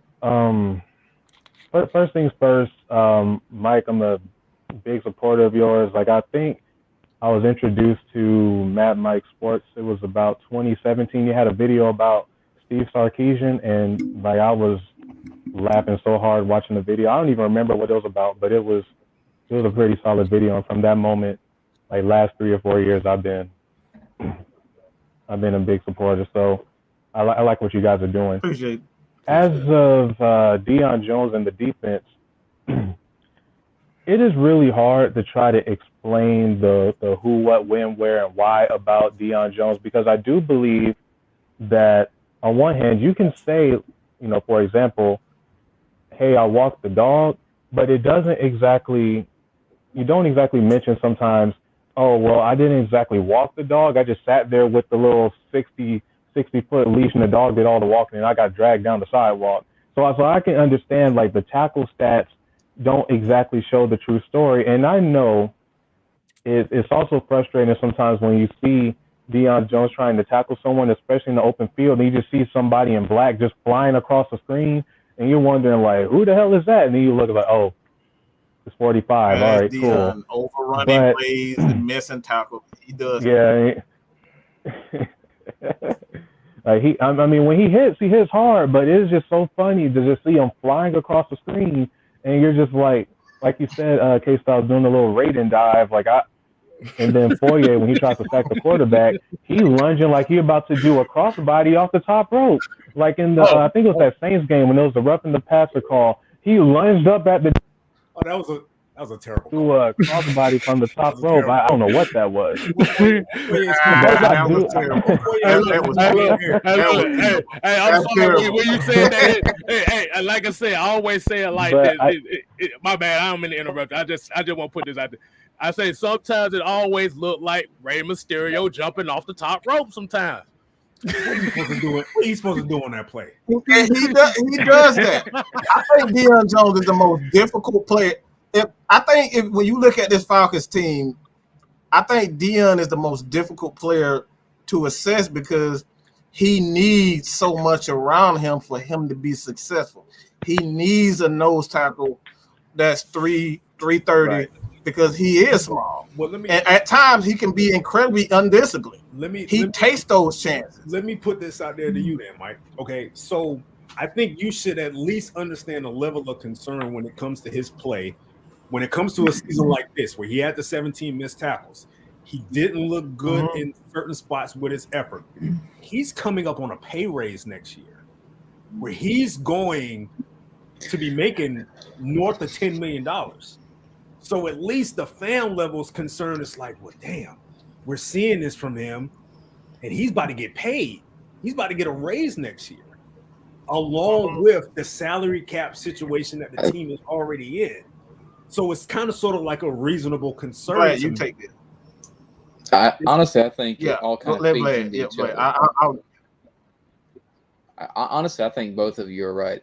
I'm going to break it down for you. I kind of look at it from Deion Jones's point of view of like, okay, I don't got nobody around me this year. You know, they got me next year. They'll get me somebody in and help me next year. Okay, next year comes around. Man, I still don't got nobody around me. They got me next year. I think eventually having that lack of talent is leading to this, progression in effort because Deion's like, damn, they've been telling me this for years and years, and all of a sudden I'm looking around, I still ain't got nobody. So I'm thinking it kind of feeds into the other, basically, where it's like, okay, team keeps saying I'm going to get people around me, I still ain't got nobody around me, and it's making him just not care anymore. Like he's just like, they don't got me. Like they've been saying this, I still don't got nobody. So you got him taking these plays off, like Eric was saying, like, giving up these big plays or whatever, because it's kind of demoralizing when you keep thinking you're going to have somebody to kind of back you up, and it's just year after year after year, you don't got nobody. And it leads to these plays where, like he was saying in Buffalo, for example, where he gives up these big plays or, these blown coverages or whatever. So I think you're both right, honestly. I think one leads to the other, if I had to break it down. Let me ask you this. Let me ask you guys this. Let's start with Eric and then go with Malik. If that's the case, I won't, because I feel as though Deion Jones is probably the most difficult player on his team to kind of gauge because he does have those lapses where you're looking at him like, damn, what the hell? Because he takes chances. He does, in fact, shows those what the fuck moments where it's like, damn, like, why did you not, like, why the hell, like, you didn't touch a guy. Like, he will knock the hell out of Cam Newton, and then the next thing you know, he's getting blocked by guys like Isaiah McKinney. So I understand what you're saying. I understand what you're saying. Hold on. I gotta say this. I have to say this. But what about Grady Jarrett? I've said this before. The one thing that is stopping Grady Jarrett for really becoming the great is his lack of sacks. So what is your take on Grady Jarrett? Because we're talking about salary cap, and we had guys that are not, they're expected to be, let's just cut all the fluff as far as Grady Jarrett. We're expecting Grady Jarrett to be Aaron Donald. That's what he's expected to be. with just his ability and what he's being paid. So does that same logic applies to a guy like Grady Jarrett and Deion? So or should we just like? Well, I'm gonna say this, and I think we all can agree on this. When Deion is Deion, he's elite. He's the top linebacker in the game. Yeah, Ain't nobody gonna argue with me on that. When Deion is Deion, Deion can make plays. He can change the game. Right. When it comes to Grady, and you do have a point, because that's something that the team is going to have to address this offseason one way or another. You know, Grady's getting ready to make roughly $20 million this upcoming season. In this particular 3-4 scheme, I'll be honest, he ain't gonna get Aaron Donald numbers. Not playing a 5-tech. Yeah. Nah. Yeah. He's not playing a 5-tech in this scheme. He's not gonna get Aaron Donald numbers, which means him coming close to Aaron Donald money. I don't know about that, bro. I don't know about that. Not in this system. Not in this system. If we would have, if somehow, some way Dan Quinn was still there, they still had a 4-3 thing installed, and he was able to play his natural 3-tech and fire up the ball that way, play over the center, then bam, we can have that conversation all day. Grady Jarrett is one of the best defensive tackles in the game. So that's a viable question right there, Mike. Like, are they? Because to be quite honest with you, I think it's fair to say that Grady may actually be on the trade block this offseason, depending on, if a team comes and, throws a trade scenario on the table. One of the things I think Grady has probably better than any player in the league is his mental toughness. Like, Grady's mental toughness, he looks around left or right of him every season. He's got nobody on both sides of him, and he's like, nah, I'm still going to go get this. He doesn't care who's around him. Yeah. And that's me personally, if I'm talking about a player, I don't care who it is, if it's a draftee, if it's a guy that's been playing as long as Brady. If you don't have that mental toughness, the second that mental toughness starts to slip, you start to slip as a player. If you ask me, I'll be fair. I'll be fair for the sake of the argument as well. This season, I saw some missed tackles behind a line of scrimmage that I don't normally see from Grady Jarrett. Oh yeah, it was quite a few of them. I can go back. I can go back to the Giants game where Daniel Jones ran through his arm tackle. Daniel Jones, that's who it was. Right. That was Daniel Jones. Mm-hmm. Yeah, Daniel Jones trucked him. And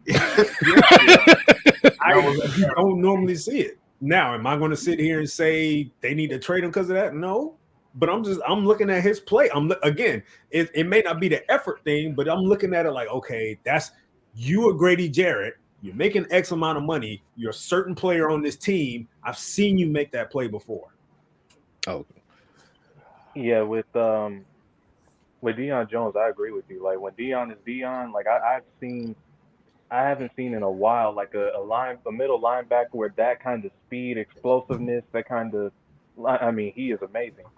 And the same goes with Grady Jarrett, because even though he's a bit undersized, as they call it, to be a true nose tackle, he just has like that grit, and he has that quickness, and it's like, I respect so much his mental fortitude, because like you said, he looks over to his left, looks over to his right, and it's like, okay, I got a bunch of garbage cans, I might have a used up dish rag right here, and he always says, you know what, we're gonna put our best foot forward.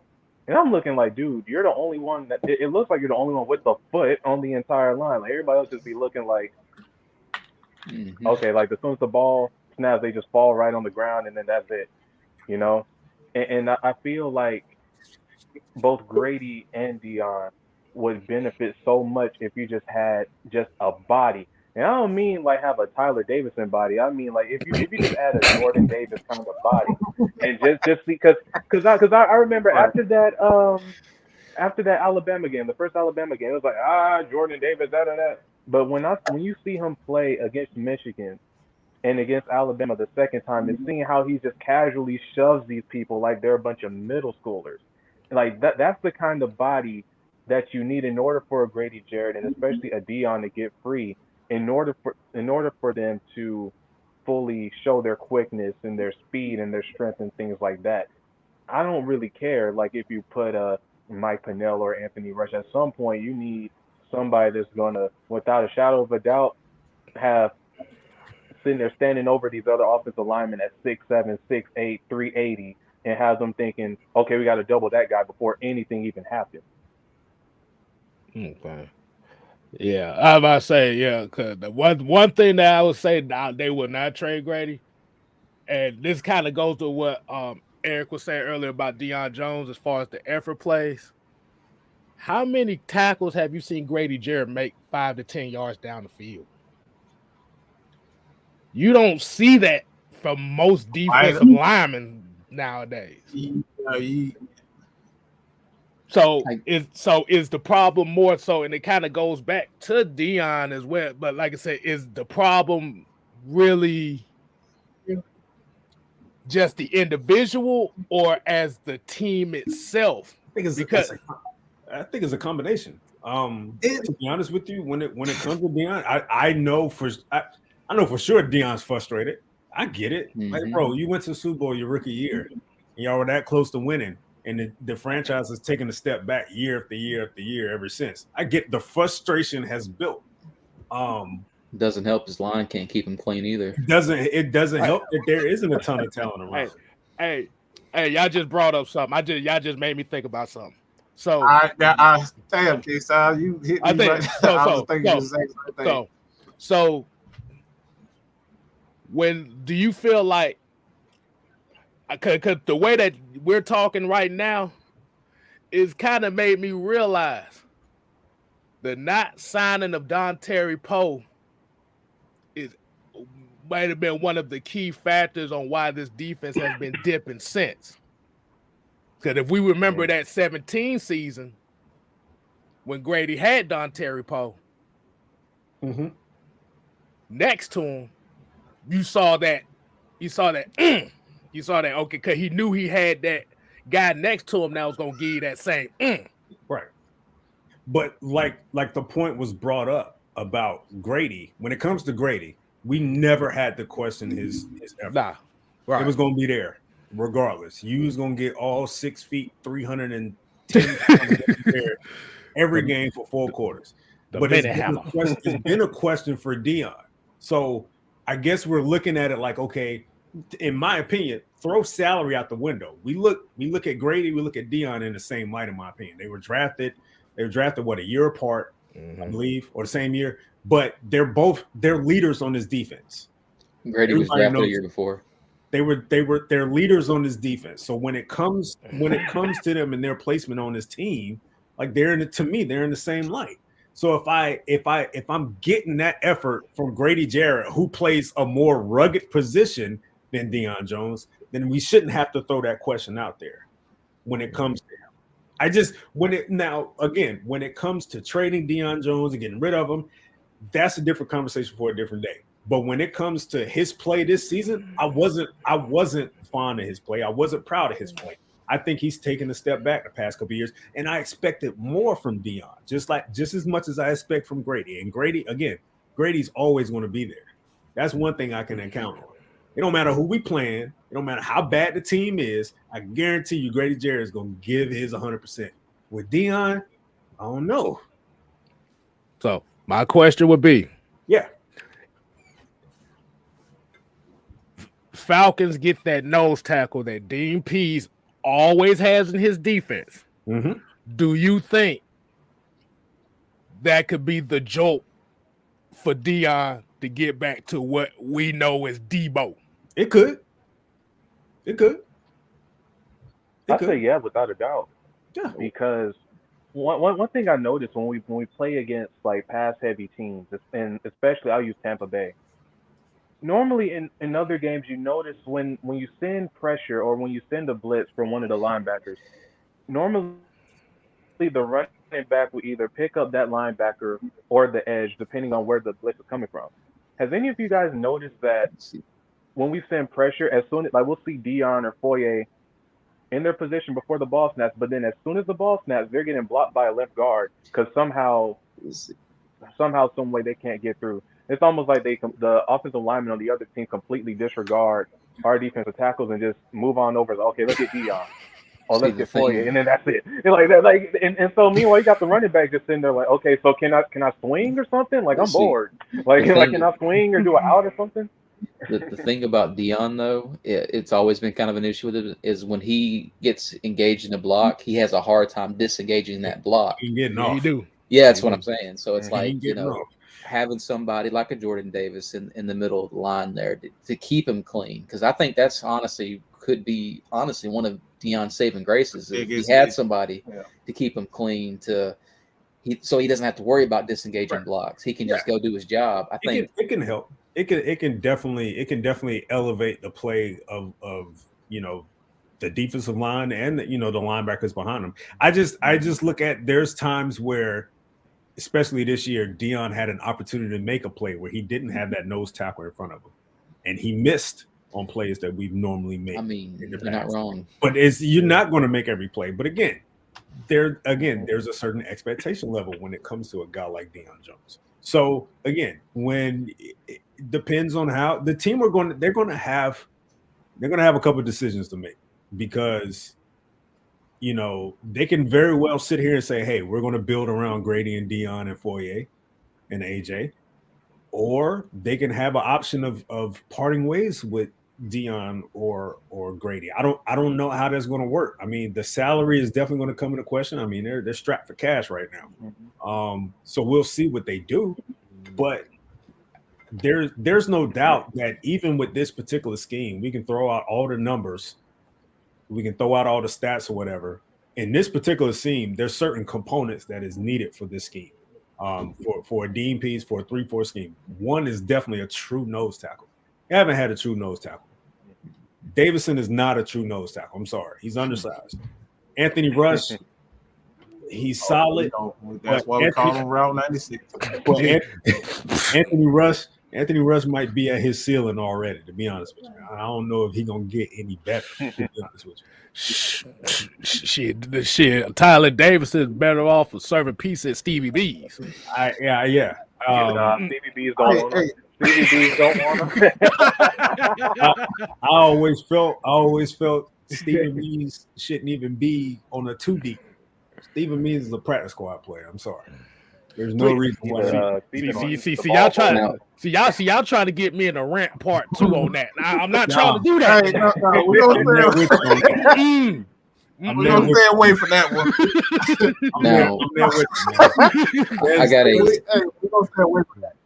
Look. I think Mike, his new name is not Stephen Means anymore. It's Double O Nothing. That's his name. We got 007, he's 00 nothing. Now, I actually have a question to pose. How do you see a contract extension or restructure for Deion this offseason? I don't know for Deion, maybe for Grady.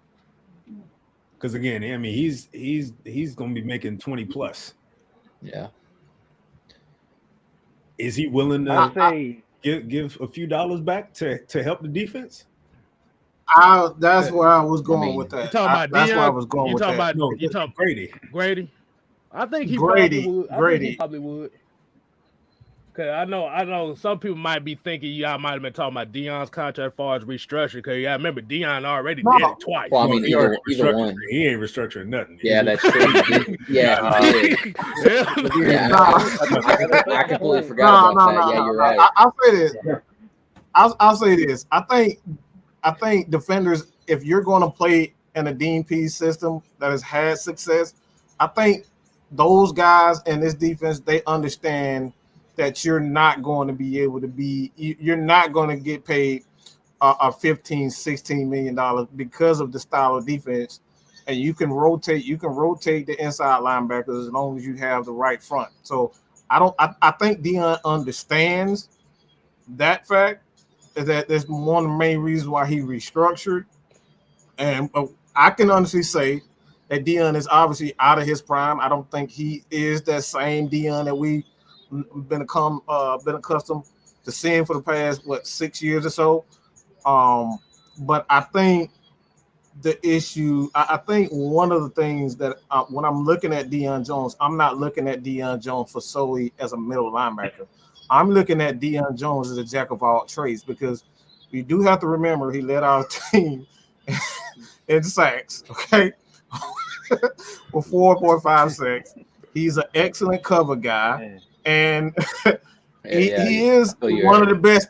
He is one of the better tacklers. So I don't necessarily look at Deion Jones as that guy. So I don't think he is. I don't believe that you're going to see Deion Jones with $10 million plus. All right? I just don't think you're going to see him make that money. He's going to have to come to agreement that Fourier is obviously the new guy in town, and he's going to have to take a pay cut if he wants to stay in Atlanta.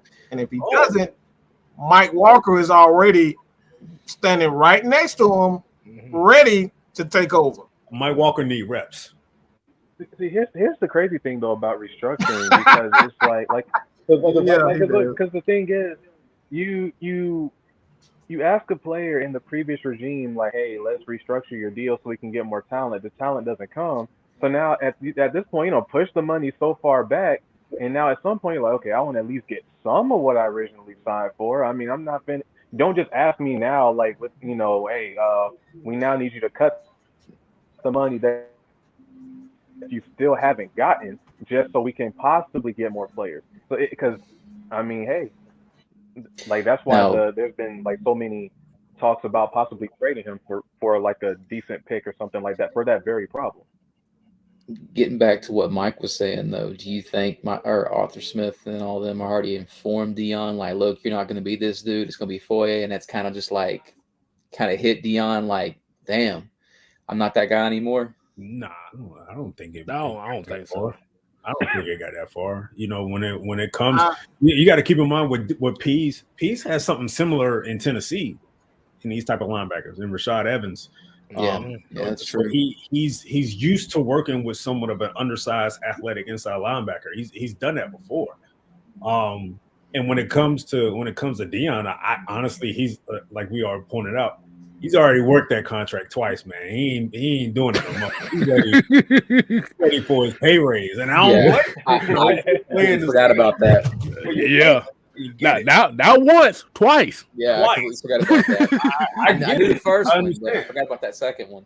I understand. So when it comes, like I said, when it comes to anybody reworking their deal, is going to be Grady, in my opinion. It's going to have to be Grady.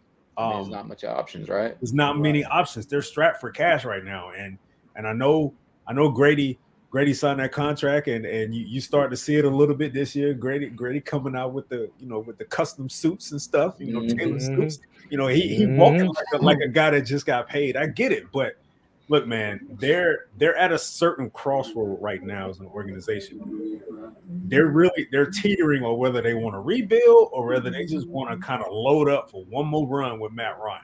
And if Grady wants to give some money back to the team to help get an extra pass rusher, and then hey, man, that ain't gonna be a bad idea at all. Right. I think if you're gonna rebuild, then you got to actually go all out on the rebuild. And same with trying to do the best you can for this final run if that's what you want to do.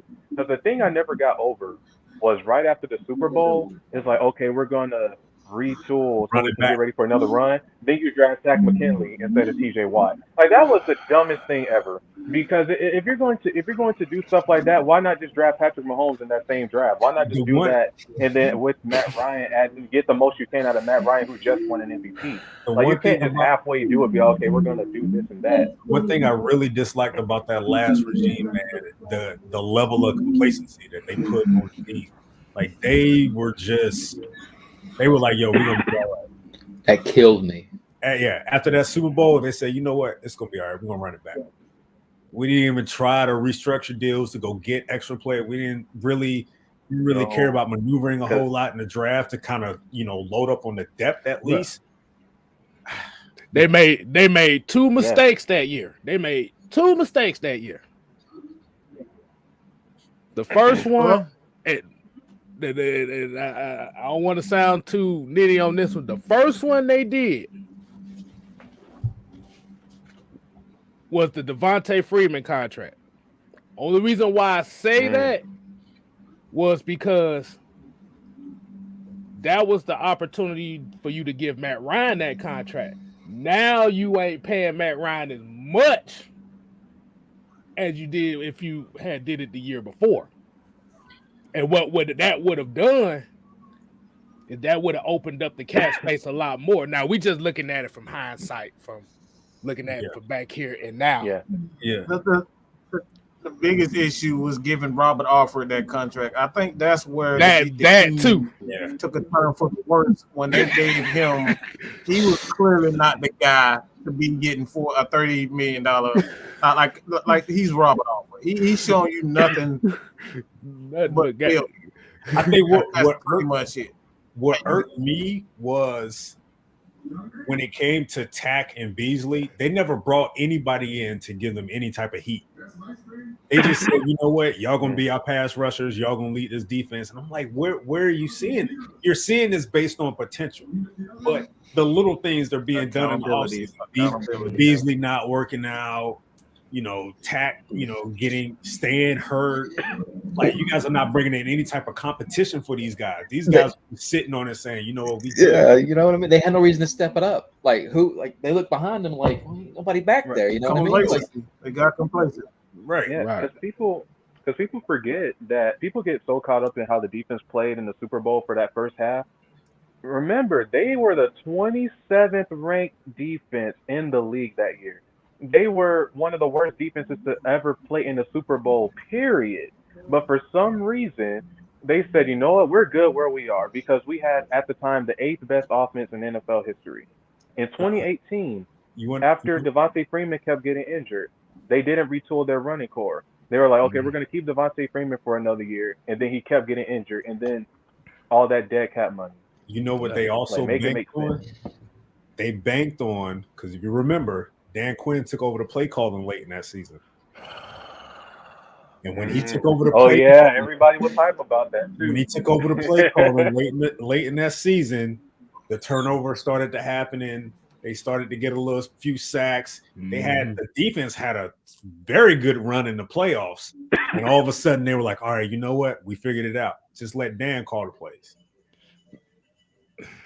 But for that one little sample size, that was like what, 5 or 6 games worth? Right.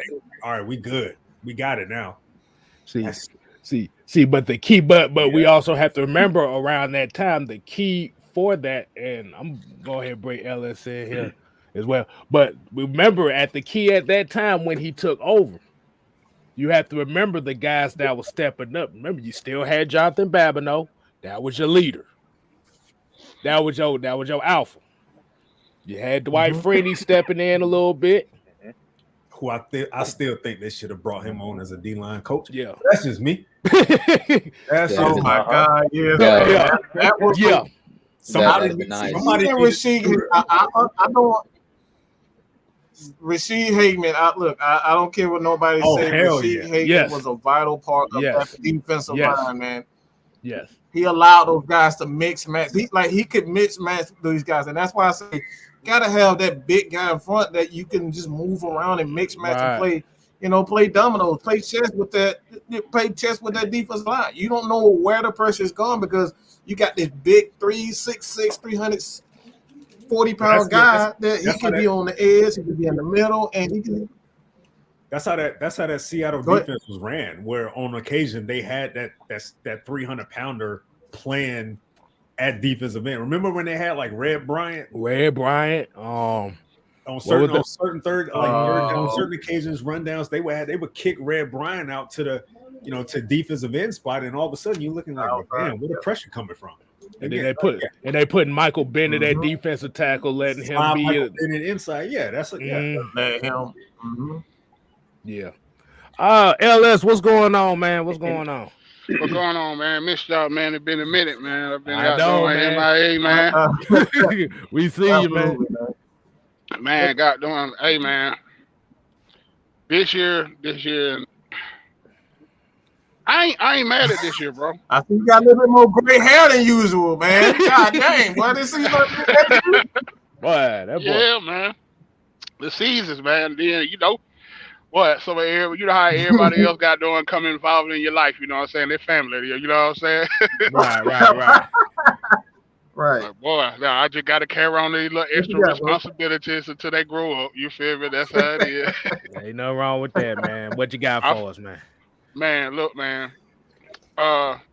Quick thought. Jordan Davis.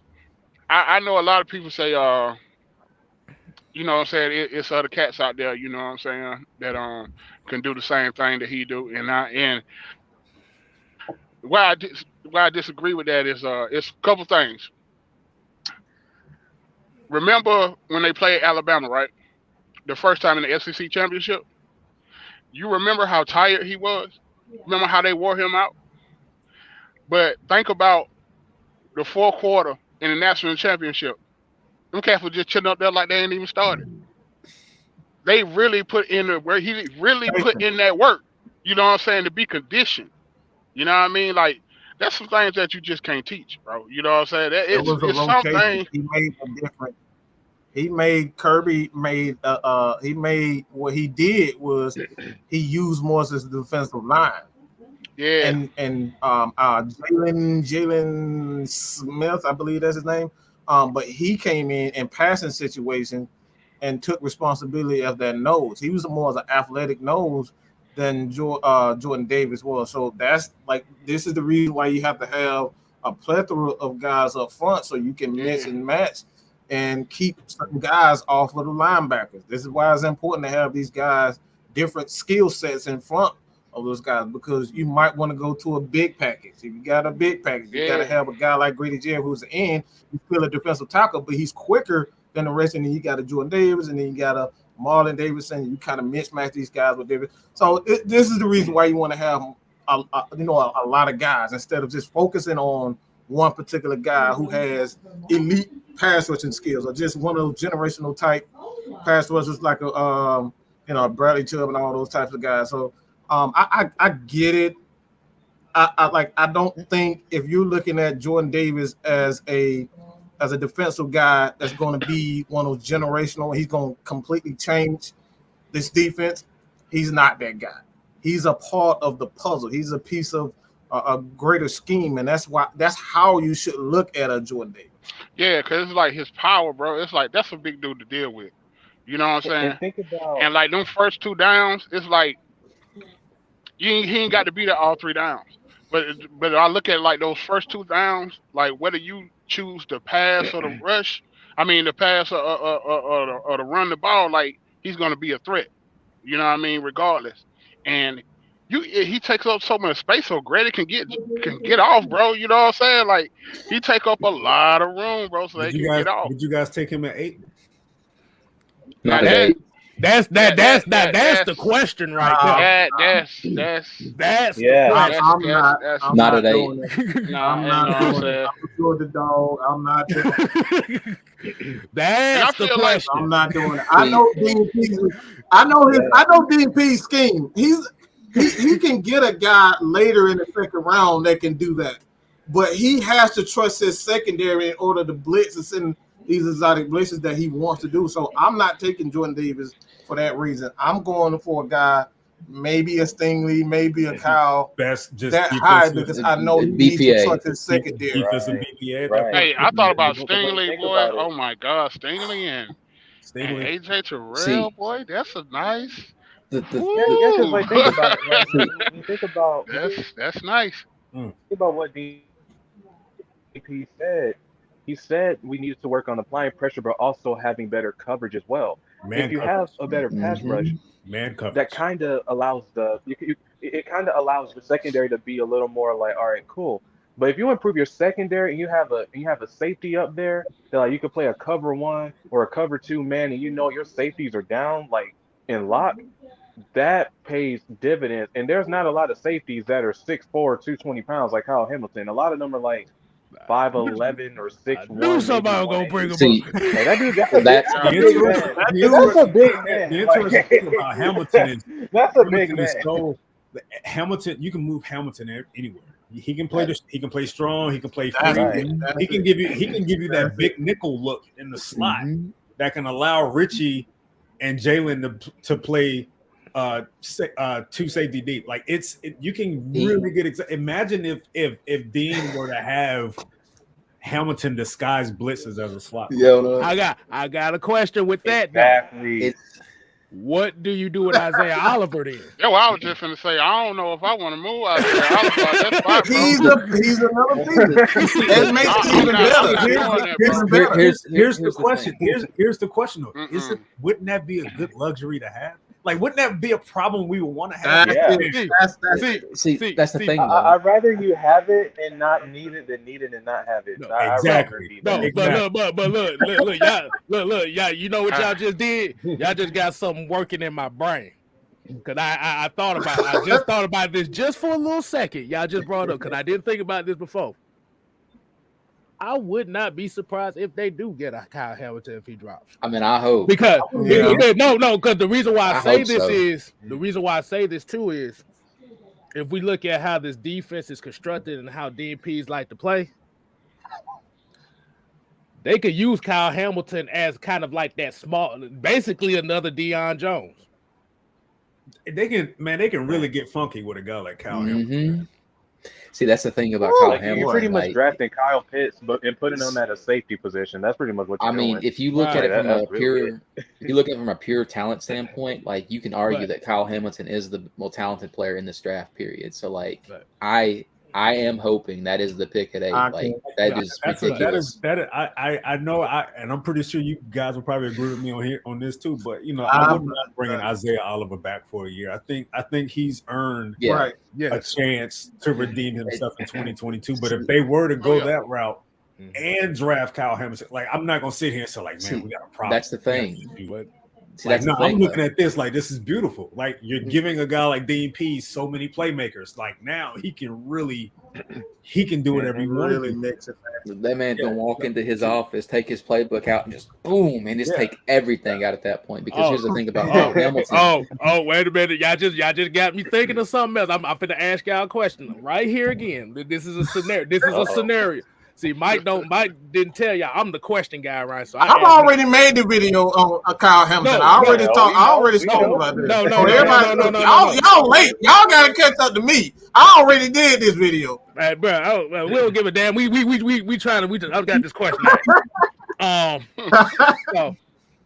Because I know. Let's just say for draft let's just say this happens in the draft that people look at Jordan Davis's size as a disadvantage and he doesn't go in the first round. Would it be interesting? Because like I said, I know for me, if we don't get a Jordan, see, I'm kind of like the Devin Lloyd from Utah kind of guy. That's the guy that I like in this draft as well. What if there was a situation where you either got one of those players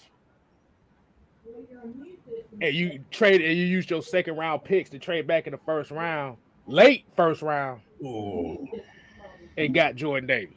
Let me answer your question with another question. So we know that the Jets are shopping that number 10 pick. Let's say hypothetically speaking, because we know they are god awful at receiver. Let's say we give up Ridley and maybe a 4th or something to get the 10th pick. What would you do with that 10th pick? Like, let's say we get Kyle Hamilton. I'd look at I'm looking at cap issue. We still have cap issue. I don't need to top. Not in the top 10. Like I said, if you had the Dolphins cap situation, hell yeah, I'll do that in a heartbeat. But right now we are assed out of money right now. Well, honestly, my first option is to trade back in this entire. I don't care who it is. My first option is to trade back. I'm never against trading back. I don't care how good your team is or where you sitting at in the draft. Now, I would tell you this: a couple teams to keep an eye on that might be looking to trade up. The Chargers have a ton of cap space this year. They're sitting at 17. They're only a couple pieces. I can see them moving up to try to get a Stingley or Sauce Gardner. See, as far as I like the way y'all talking right now. We said that because we saw. Well, I don't want to give up the source, but this guy pretty much stated, and I don't know if you guys know, but Cavalry has actually been allegedly seen in LA at Chargers games. So Well, all right, and all right, bringing that up, all right. you bringing that up Mm. really is kind of in. Is that a trade partner? Let me- we let- talking You I don't was about? about to say, Yeah, I remember you showed me the because picture. I was about to say, look out for Philadelphia.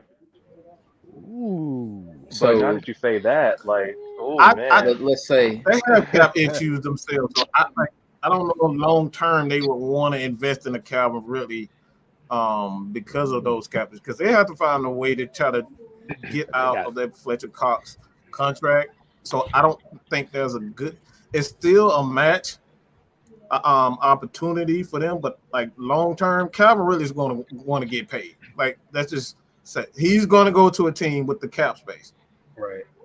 He's going to go. So like I still think it's a possibility that he goes, but I'm thinking Philadelphia is gonna do some sort of cap dump as far as one of their players is concerned. Hey, let's well, let me ask say y'all this question, man. Okay, because one thing I just want them to do, for one thing, is just take care of the offensive line. After that, we can play with the defense. You get what I'm saying? I don't care really about anything else, really, at the moment. I just really want to stop that from happening.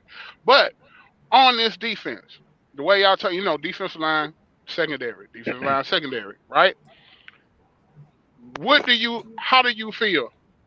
Do you feel like if we increase the secondary, it will give the defensive line more time to get to the quarterback, or we need to beef up the defensive line, you know what I'm saying, to get to the quarterback? Damn that! I want to get to the quarterback in less than 3 seconds. Because all right. Yeah. I'm just saying, bro. You know what I mean? Because of this scheme, I'm like, God, because of this particular scheme, this scheme calls like this scheme would not be successful, in my opinion. It's not going to reach its potential unless you have that big rock at nose tackle. You can go back to DP's days in New England, and who did he have? He had Vince Wilfork. And it was the engine that made that defense go. But I will say this, because of the position that the Falcons are in this year, they're at an opportunity this year to really get like a difference maker in the secondary. Like it's not often you come across a guy like Stingley. It's not often you come across a guy like Kyle Hamilton.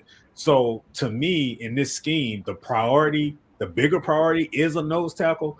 But man, I can't sit here and say, dude, I got an opportunity to have two. The thing. Go ahead. Sorry. I would say nose tackle, but going by the best player available, it's like, man, do you really pass up on Kyle Hamilton for something like that? Exactly. Because you do not. The BPA is going to be a DB. All of this will become clearer. I think all of this will become clearer if and when we do something with Calvin Ridley. Like, let's say Philly gives us the 15th or something like that, and then we use the 15th and trade back or something like that. Then it would make a little more sense. But right now at 8, like keeping our draft order the way it is at 8, I'm like, man, that is really tough. Because you can have a shutdown secondary, and it's like, okay, let's get a shutdown secondary in the free agency. We finna just get what we can in the pass rush, but that nose tackle and we don't seen the Falcons do like that before. Now we don't see them do that. You remember when we lost to the Eagles? You know, when Matt Ryan threw it to I can't remember, what was that, 17, 18? Yeah, 17. Well, it was 17 and 18. Yeah, remember in those playoffs, defensive line wasn't getting to anybody, but the secondary, like remember when we played the Rams? Man, golf couldn't play. We weren't getting no boys nothing. They was knocking down balls. They was not getting nothing, and we was not getting on no pressure on the quarterback, bro. See, the thing what I'm about saying? I've seen it done before. You know what I mean? See, the thing, getting back to what Eric was talking about earlier about Hamilton, though, is if you look at how DMP's like to construct his secondary or his defense in general, he likes to have guys he could move around a lot. And a guy like Hamilton, like he could, like Eric was saying, he could play slot. He could, be a box safety for you. He could be a free safety for you. I mean, hell, he can play linebacker if you need him to. Or if you want to go to a 3 safety look. Yeah, because you got Hawkins, you got I mean, it's ridiculous what you can do with him. So, like me personally, for this system, he's my number one guy. We actually saw that with He's my number We one. saw that with Hawkins. That's the interception that he Yeah. had in which game that was on the sideline. Well, there was a 3 safety look. Yeah. Was that So the that's what Dolphins I'm game? saying. Was that As far Miami? as When he had the Yeah, one in the end zone? I think it was. Yeah, it was Miami. He had Miami Yeah. and the Jet. Miami. Yeah. He had a back-to-back game. So as far as this draft goes, like Kyle Hamilton is my number one guy in this draft, like period, regardless of position. That dude is I ridiculous. believe so. So like if I really believe it's Kyle Hamilton. if I genuinely think he could follow us today, because when these evaluators look at these safeties, they devalue safeties. They're going to take these tackles. They're going to take these defensive ends. They're going to take those kind of guys or corners before a safety. So a guy like Hamilton is a real possibility at 8. So if I was and neither is Stingley. Like honestly, having a tandem like that, like that's giving me Patrick Surtain, Sam Madison vibes. Mm-hmm. Like, remember how those? You just said exactly what I was thinking. It's right. Dang, that don't come when across you think about it, if you have a safety, Stingley, Oliver, if and you have Terrell, God. Because if you have someone like Kyle Hamilton in the back, it allows someone like Richie Grant is like Richie hasn't. You say what? Richie Grant, what? I love Richie, man. That's my guy. I'm just saying Richie Grant is still in the picture. Like that's why I said. That's why I said. The thing is, if you get Kyle Hamilton, that shows that you either one of these guys gonna have to get used to being a backup role, or you gonna have to get rid of one of these guys. And I know that's a tough thing, but I see what y'all saying as far as just being like that. Kyle Hamilton kind of reminds me of Jeremy Chin from the Panthers, kind of like that, move around, do it all type safety. Yeah. So more athletic, faster, athletic. Yep. You mean bigger? Like Styles said, I Yeah, get you it. just say that. Yeah, better. But okay, like say like the cornerback from the Canadian Bacon League, right? So if he turns out like I like him, he looks good. You know what I'm saying?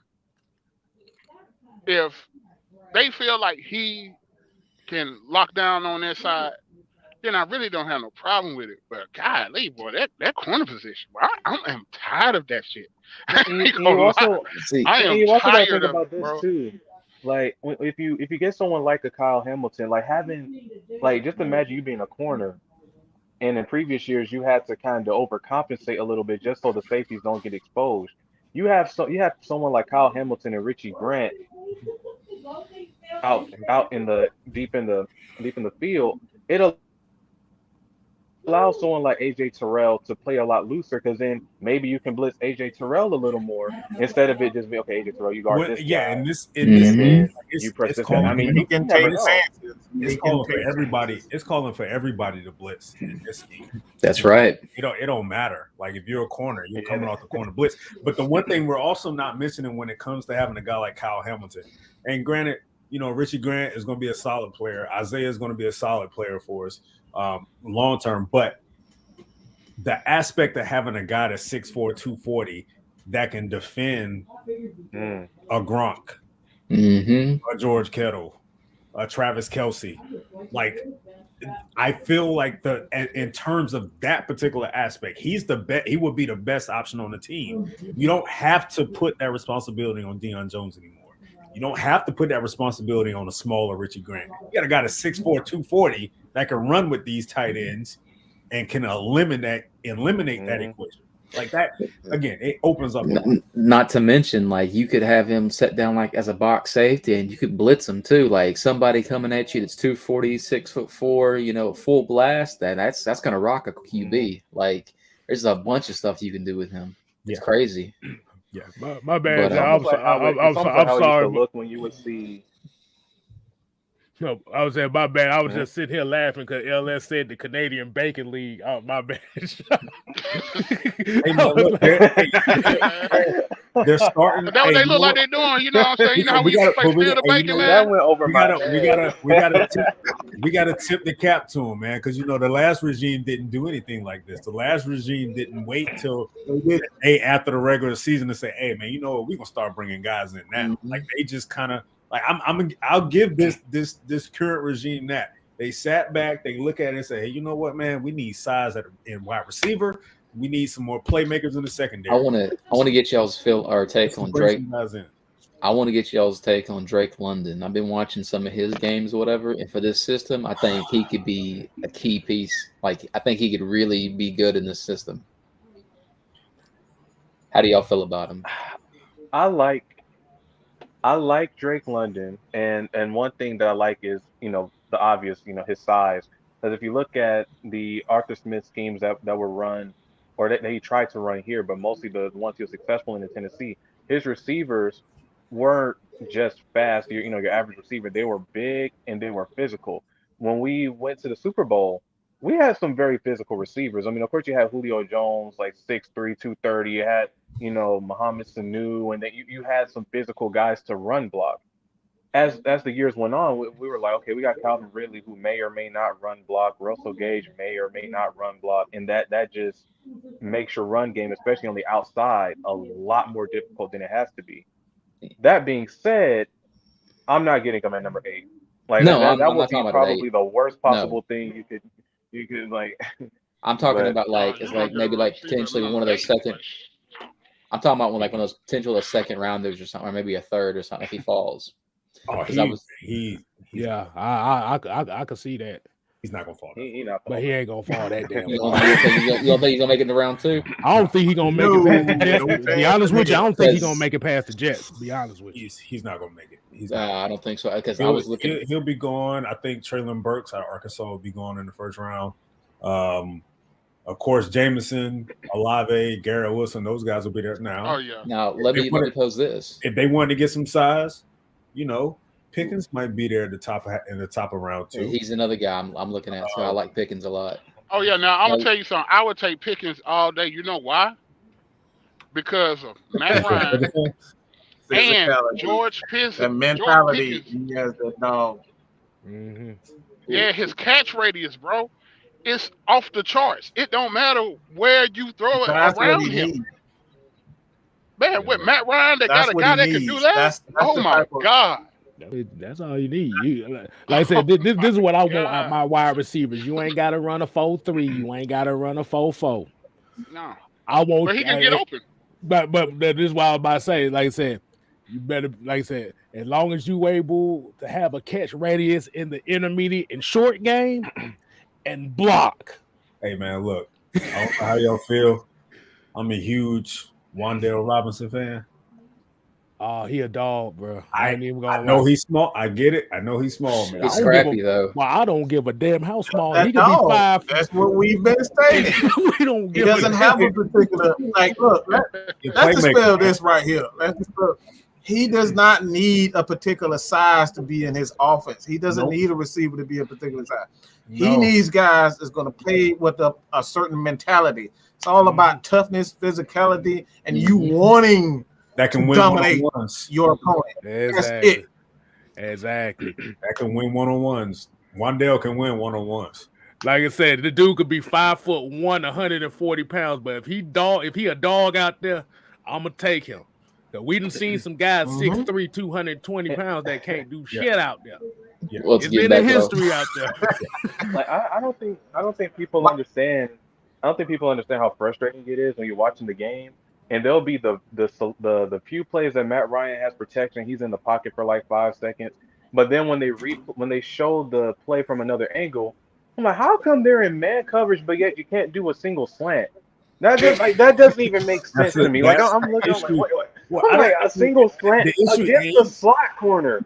Even with Ridley in play, that was my whole issue with the wide receiver core all this year. Like, these guys cannot win one-on-ones. It's so terrible, bro. So many problems trying to create separation. The only person I really saw that was like that had plays where he was wide open were Pitts. That's it. Like, Gage, these guys are covered. He's throwing passes to guys that are blanketed. You need those type of guys that are able to win one-on-ones, even if they don't have the size. When it comes to Wandale has the footwork. He can create separation on his own because of his moves, because of his ability to create at the stem. Like, it's just like those type of receivers are what Matt Ryan needs at this point. It's like it's not a stat, but I know somebody has just it's something to where we have had the most receivers that as soon as they catch the ball, they're tackled. I'm talking about no yards after the catch. And you know what makes it ridiculous, it kills worse. They were one of the worst in the league, and yeah. Man, don't nobody even make a mistake and fall. Get open, bro.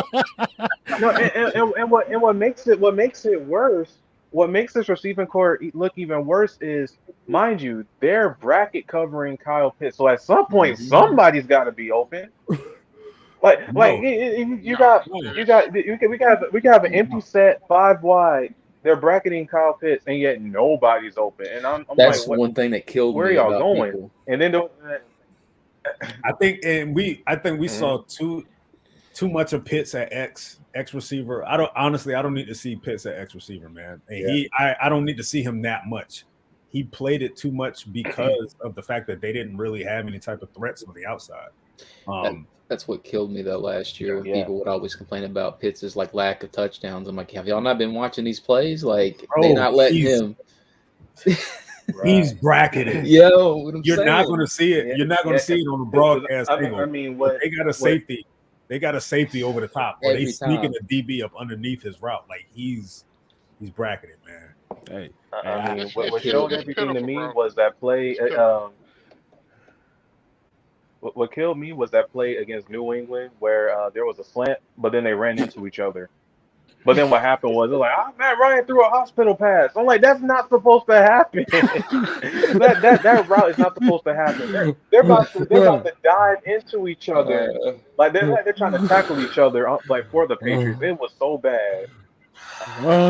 Did you have to remind me of the Three Stooges moment we saw on Thursday Night Football? Like I said, I was about to say, you can't get yak yardage if you can't get yak routes. You can't get yards after routes. This is what we talking about. Damn the catch. Like I said, can they get off the goddamn line of scrimmage? No. I forgot what game. I think it was the game against. No. See, that's the thing. They get locked down right there at the beginning of the play. They ain't really. No one could. I swear I saw this. I saw this at the 49er game. And we talked about on our post game show. We saw the 49er game. These I swear it was like Matt Ryan tried to get 4-5 seconds in here in the pocket. These wide receivers just now getting off the line of scrimmage. Yeah, man. They're just standing there. They're just standing there. They're looking at Matt Ryan like, is he going to throw me the ball? Or do I have to move? Like, it's not like they're giving him permission to. Like, what's going on with you guys? What is it? Yes, sir, boss. Can I run this slant? Yeah, I was about to go to left, boss. Am I supposed to go right? Are you going to throw me the ball? Do I have to run fast? Do I run slow? What do I do? Oh shit! You could put Andy Dalton at cornerback, and our receivers still wouldn't get by him. That's how bad it was in that San Francisco game. Like, they'll go up 1 yard and then they'll turn around like, well, I did my job. Like, are you going to throw it yet? That's why I look at George Pickens. I want somebody that's going to fight. Hit somebody in the throat. You know what I'm saying? Like, I'm tired. I want somebody to do something. But all right, Eric, you guys good on the time? He won't stop you putting good his on hands time, on everybody? We're gonna close it real soon. We've been going on for about 3 hours. Man, it's been a long day. Hey man, at the end of the day, this is what it's all about. It's about Falcons fans coming together, who can talk their differences out, and face to face, man to man, mano a mano, and just. This is what it is. It's about your knowledge against my knowledge. Who's gonna win? Like this is how I look. I'm in it's competition for me. I want to go against the best. I want to make sure that I have as much knowledge as I possibly can. Eric is obviously one of the best. I'm trying to take him out, so I hope he knows that I'm trying to take him out. I'm trying to come for that throne. I'm trying to be on ESPN. I'm trying to be on. Look, it's a competition, bro. Like, what you want me to say? You one of the best, so I'm coming for your throat. Wow, what you want me to say? Hi, Eric. Hi, can I be your friend? No, I want to take you out. No.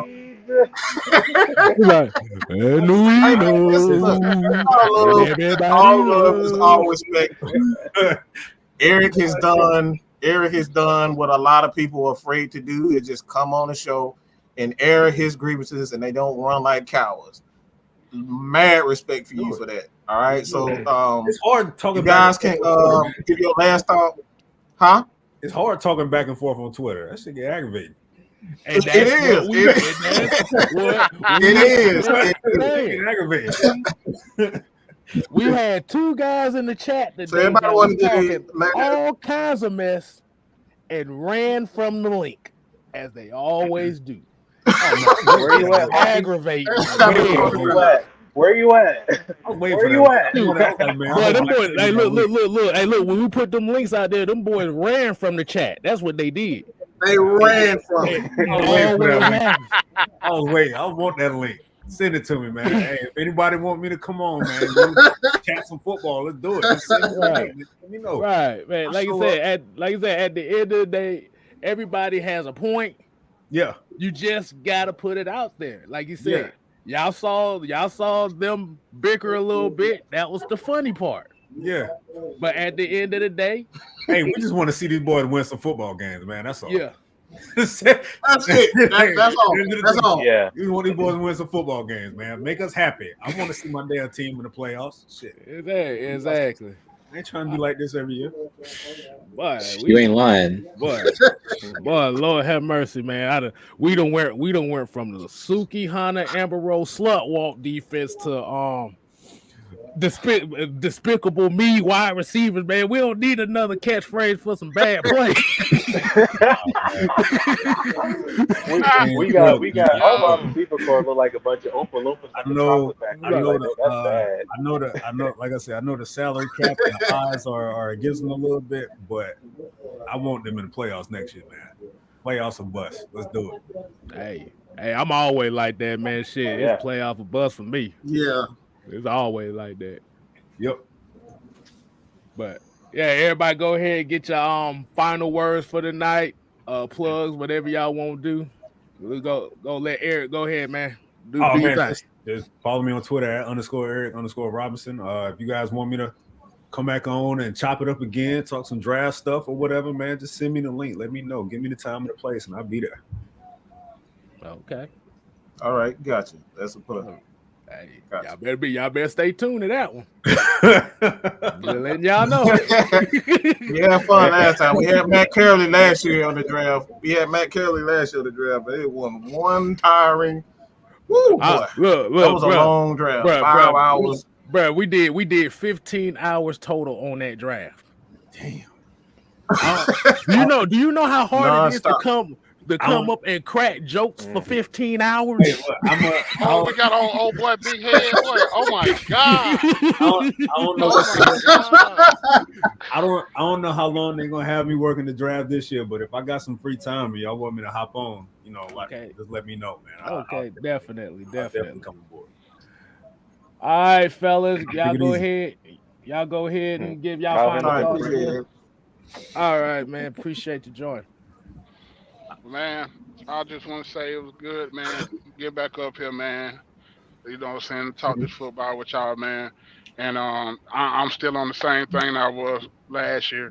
I just want them to stop hitting Matt Ryan. That's all I want to do. I'll take a top 20 defense just to stop hitting Matt Ryan. Just give me that. Damn, just give me that. Just stop hitting him, bro. Just stop. I'm tired of seeing the man on the ground. I'm tired of it. I don't know why we can't figure that out. That's all I got to say. Oh man.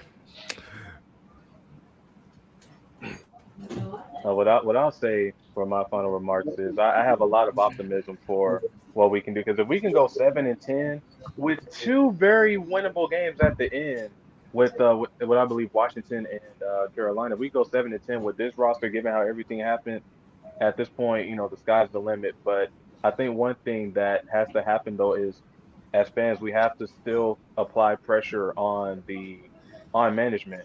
Because I think with Dan Quinn and Thomas Dimitrov, it was like, well, they didn't do good, but they're nice people, so we'll give them another chance when that isn't good enough. But other than that, I enjoyed my first time being on Friday Night Madness. I look forward to coming back on again because I had a lot of fun seeing all the debates and things like that. So I appreciate y'all for having me on.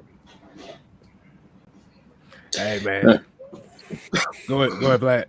No, I was just gonna say I appreciate y'all having me on like always, KStylzz and Mike. I love talking football anytime I get a chance to, and I'm just gonna tell the people to, just enjoy the process. At the end of the day, we ultimately can't control what happens, so don't get too emotionally invested in it. Just have fun with it, and just like I said, have a good time. But like I said, I'm on Twitter at VladTepis490. I'm always up to talk football, and like I said, I appreciate y'all having me on. Y'all take care. All right, man. We definitely appreciate that.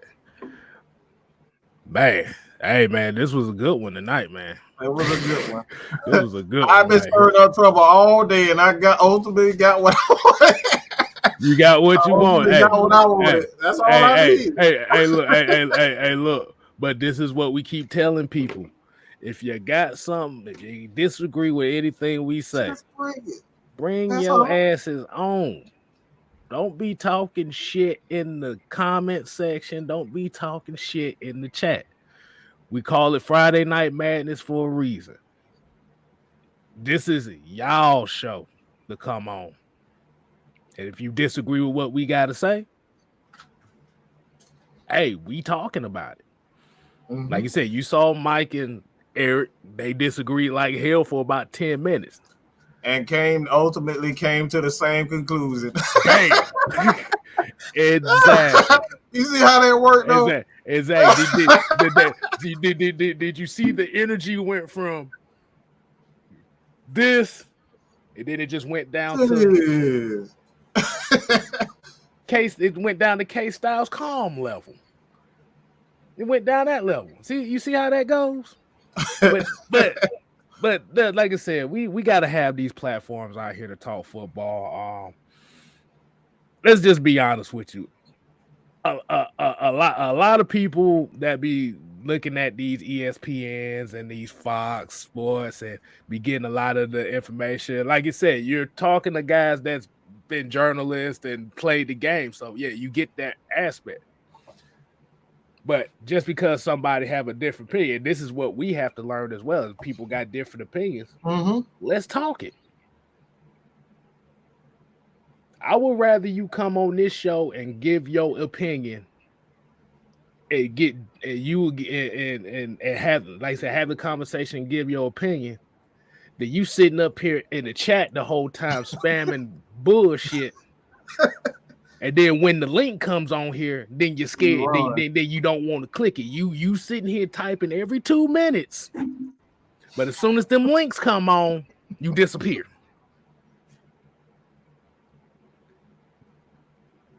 Like I said, you Smokey from Friday. What do you say? When Debo come around, I'll be quiet. When you leave, I'll be talking again. Don't be like that. Don't use the excuses we talk crazy or you gonna feel like you getting attacked. Today is the perfect example of what you would see on this show. A guy told his opinion, Mike debated it. Boom. Questions were asked. That's what Friday Night Madness is about. Same conclusion that it's more issues with their team than just one. Exactly. You thought it was a drug problem, and you find out there's way more problems behind that. All right. Exactly. So my final word for the night is gonna be, man, is hey, this team got a whole lot of work to do with limited amount of resources. So we can come up with these conclusions of we need to get rid of this guy, we need to get rid of this guy. But if you as a fan haven't really thought of the plan and the consequences of what your actions could do to this team, do you really have the team's best interest as far as winning, or are you for your own personal goals and want to see your own personal people? We can talk about running quarterbacks. We can talk about the mobile quarterbacks. But what is your plan to help them succeed to the next level? If you want them to goddamn run all day, look at the playoffs this year.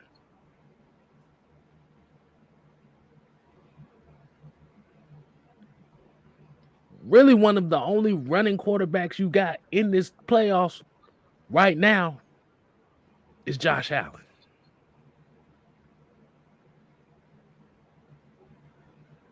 It's a major problem. So we're going to have this discussion later on. We're going to talk about the difference between a mobile, and like I said, when we're talking about when people want mobile quarterbacks, we're going to talk about this later. The question is going to be, do you want a quarterback? Do you want a running quarterback, a quarterback that can run for 600-700 yards, or do you want an improviser? Mm-hmm. See, the people can't really distinguish the two. They just think that everybody just run. They look at everybody compared to Matt Ryan and think, okay, this is a running quarterback. You got to do more than that. The game is won in the pocket. That's all I got to say. Man. But again, this is the reason why we do what we do, is to just talk ball, to be honest. There's nothing to be afraid of. I don't know why people are afraid to come on the show. You will get your point across. Even if if we have a rebuttal, like, you're going to be able to get your opportunity. I think we had 5-6 people, and I apologize to those that we couldn't get to. We will definitely, we'll try to do something Monday, probably Monday, probably go over the playoffs and whatnot after the game's over. So we'll probably do a recap on the playoffs. We were supposed to do the damn. We were supposed to do the pre-thing for the playoffs, and we got to that. We just hit the whole that. So for anybody that came in here looking for the playoff prediction things, we apologize. But we're gonna have to retitle the damn video. Exactly. Have to redo the description and everything. But like you said, this is like this. That's what Friday Night Madness is about. We have a set plan, but sometimes the shit don't go exactly how we play. And it actually turned out into a better show. Yeah. One of the best ones that we don't have. We had quite a few, but difference of opinion. And like I said, I want to end with this. This team got more issues than one. That's ultimately what we learned from, this entire, whether it's my opinion, his opinion, we still came to the same conclusion. This team needs a lot of pieces. They have a lot of question marks, and it becomes a matter of who. I see that. I see that. Marquise Blackswell. We have a lot of issues. We have a lot of issues with the team: offensive line, defensive line, wide receivers, linebackers. I think is the best and most complete position on this team. I can honestly say that with a straight face, which is the reason why I really don't want to do anything with the linebackers outside of give Fourier his money. Deion and the Falcons, I think they'll come to a conclusion on what he wants to do if he doesn't want to stay. I mean, we'll be fine. We got Mike Walker. Obviously, we'll have Fourier. I don't think Fourier is going anywhere, but they're going to have the opportunity to beef up this defensive line, offensive line for the most part. And we got to get back running the ball. Like we can talk about defense all we want, but if we don't have a running game, the defense is not going to be worth a damn anyway. They're going to be on the field, and they're going to get right back on the field because the offense can't control their. That's pretty much what happened this year. It was just a total. Both sides of the ball were incomplete. We couldn't run the ball. We had a lot of 3 and outs on offense. The defense, they stayed on the field a lot.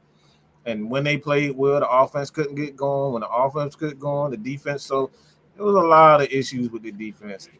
So at the end of the day, that's the general consensus.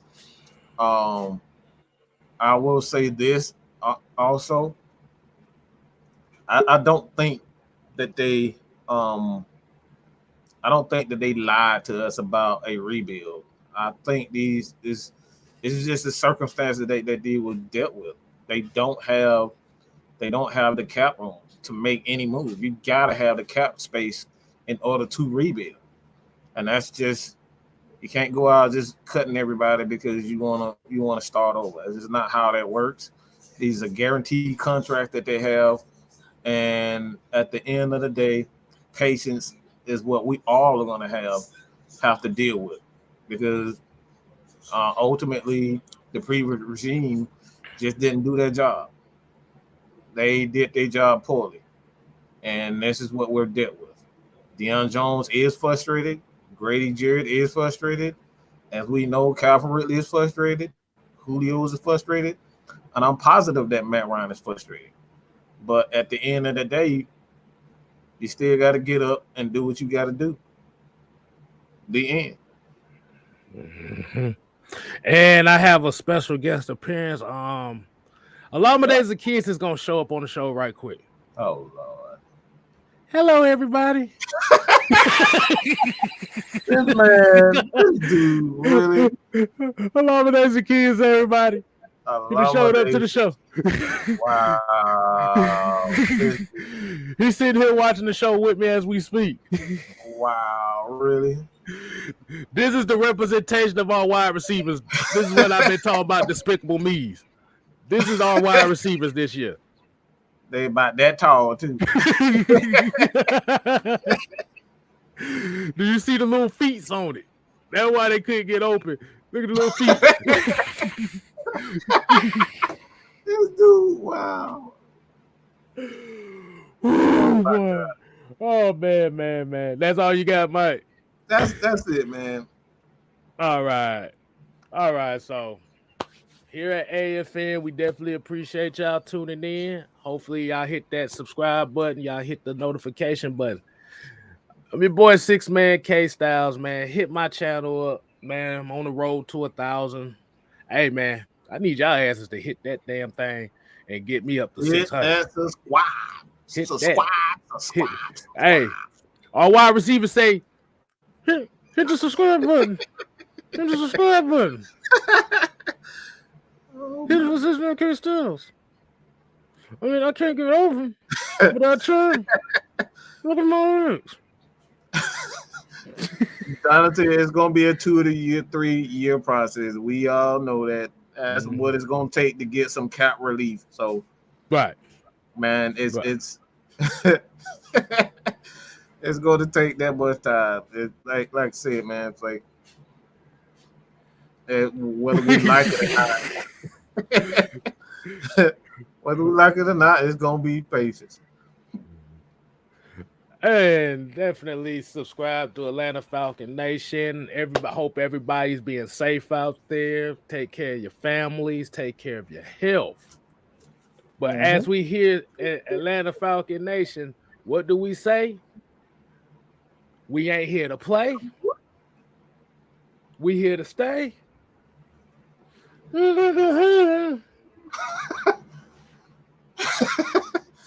you gotta get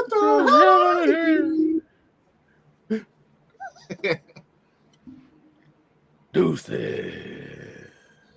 Y'all got it. AFN versus the Falcoholic. Y'all finally got it. Mm-hmm. They gonna be begging for more of that shit too. Oh, I know.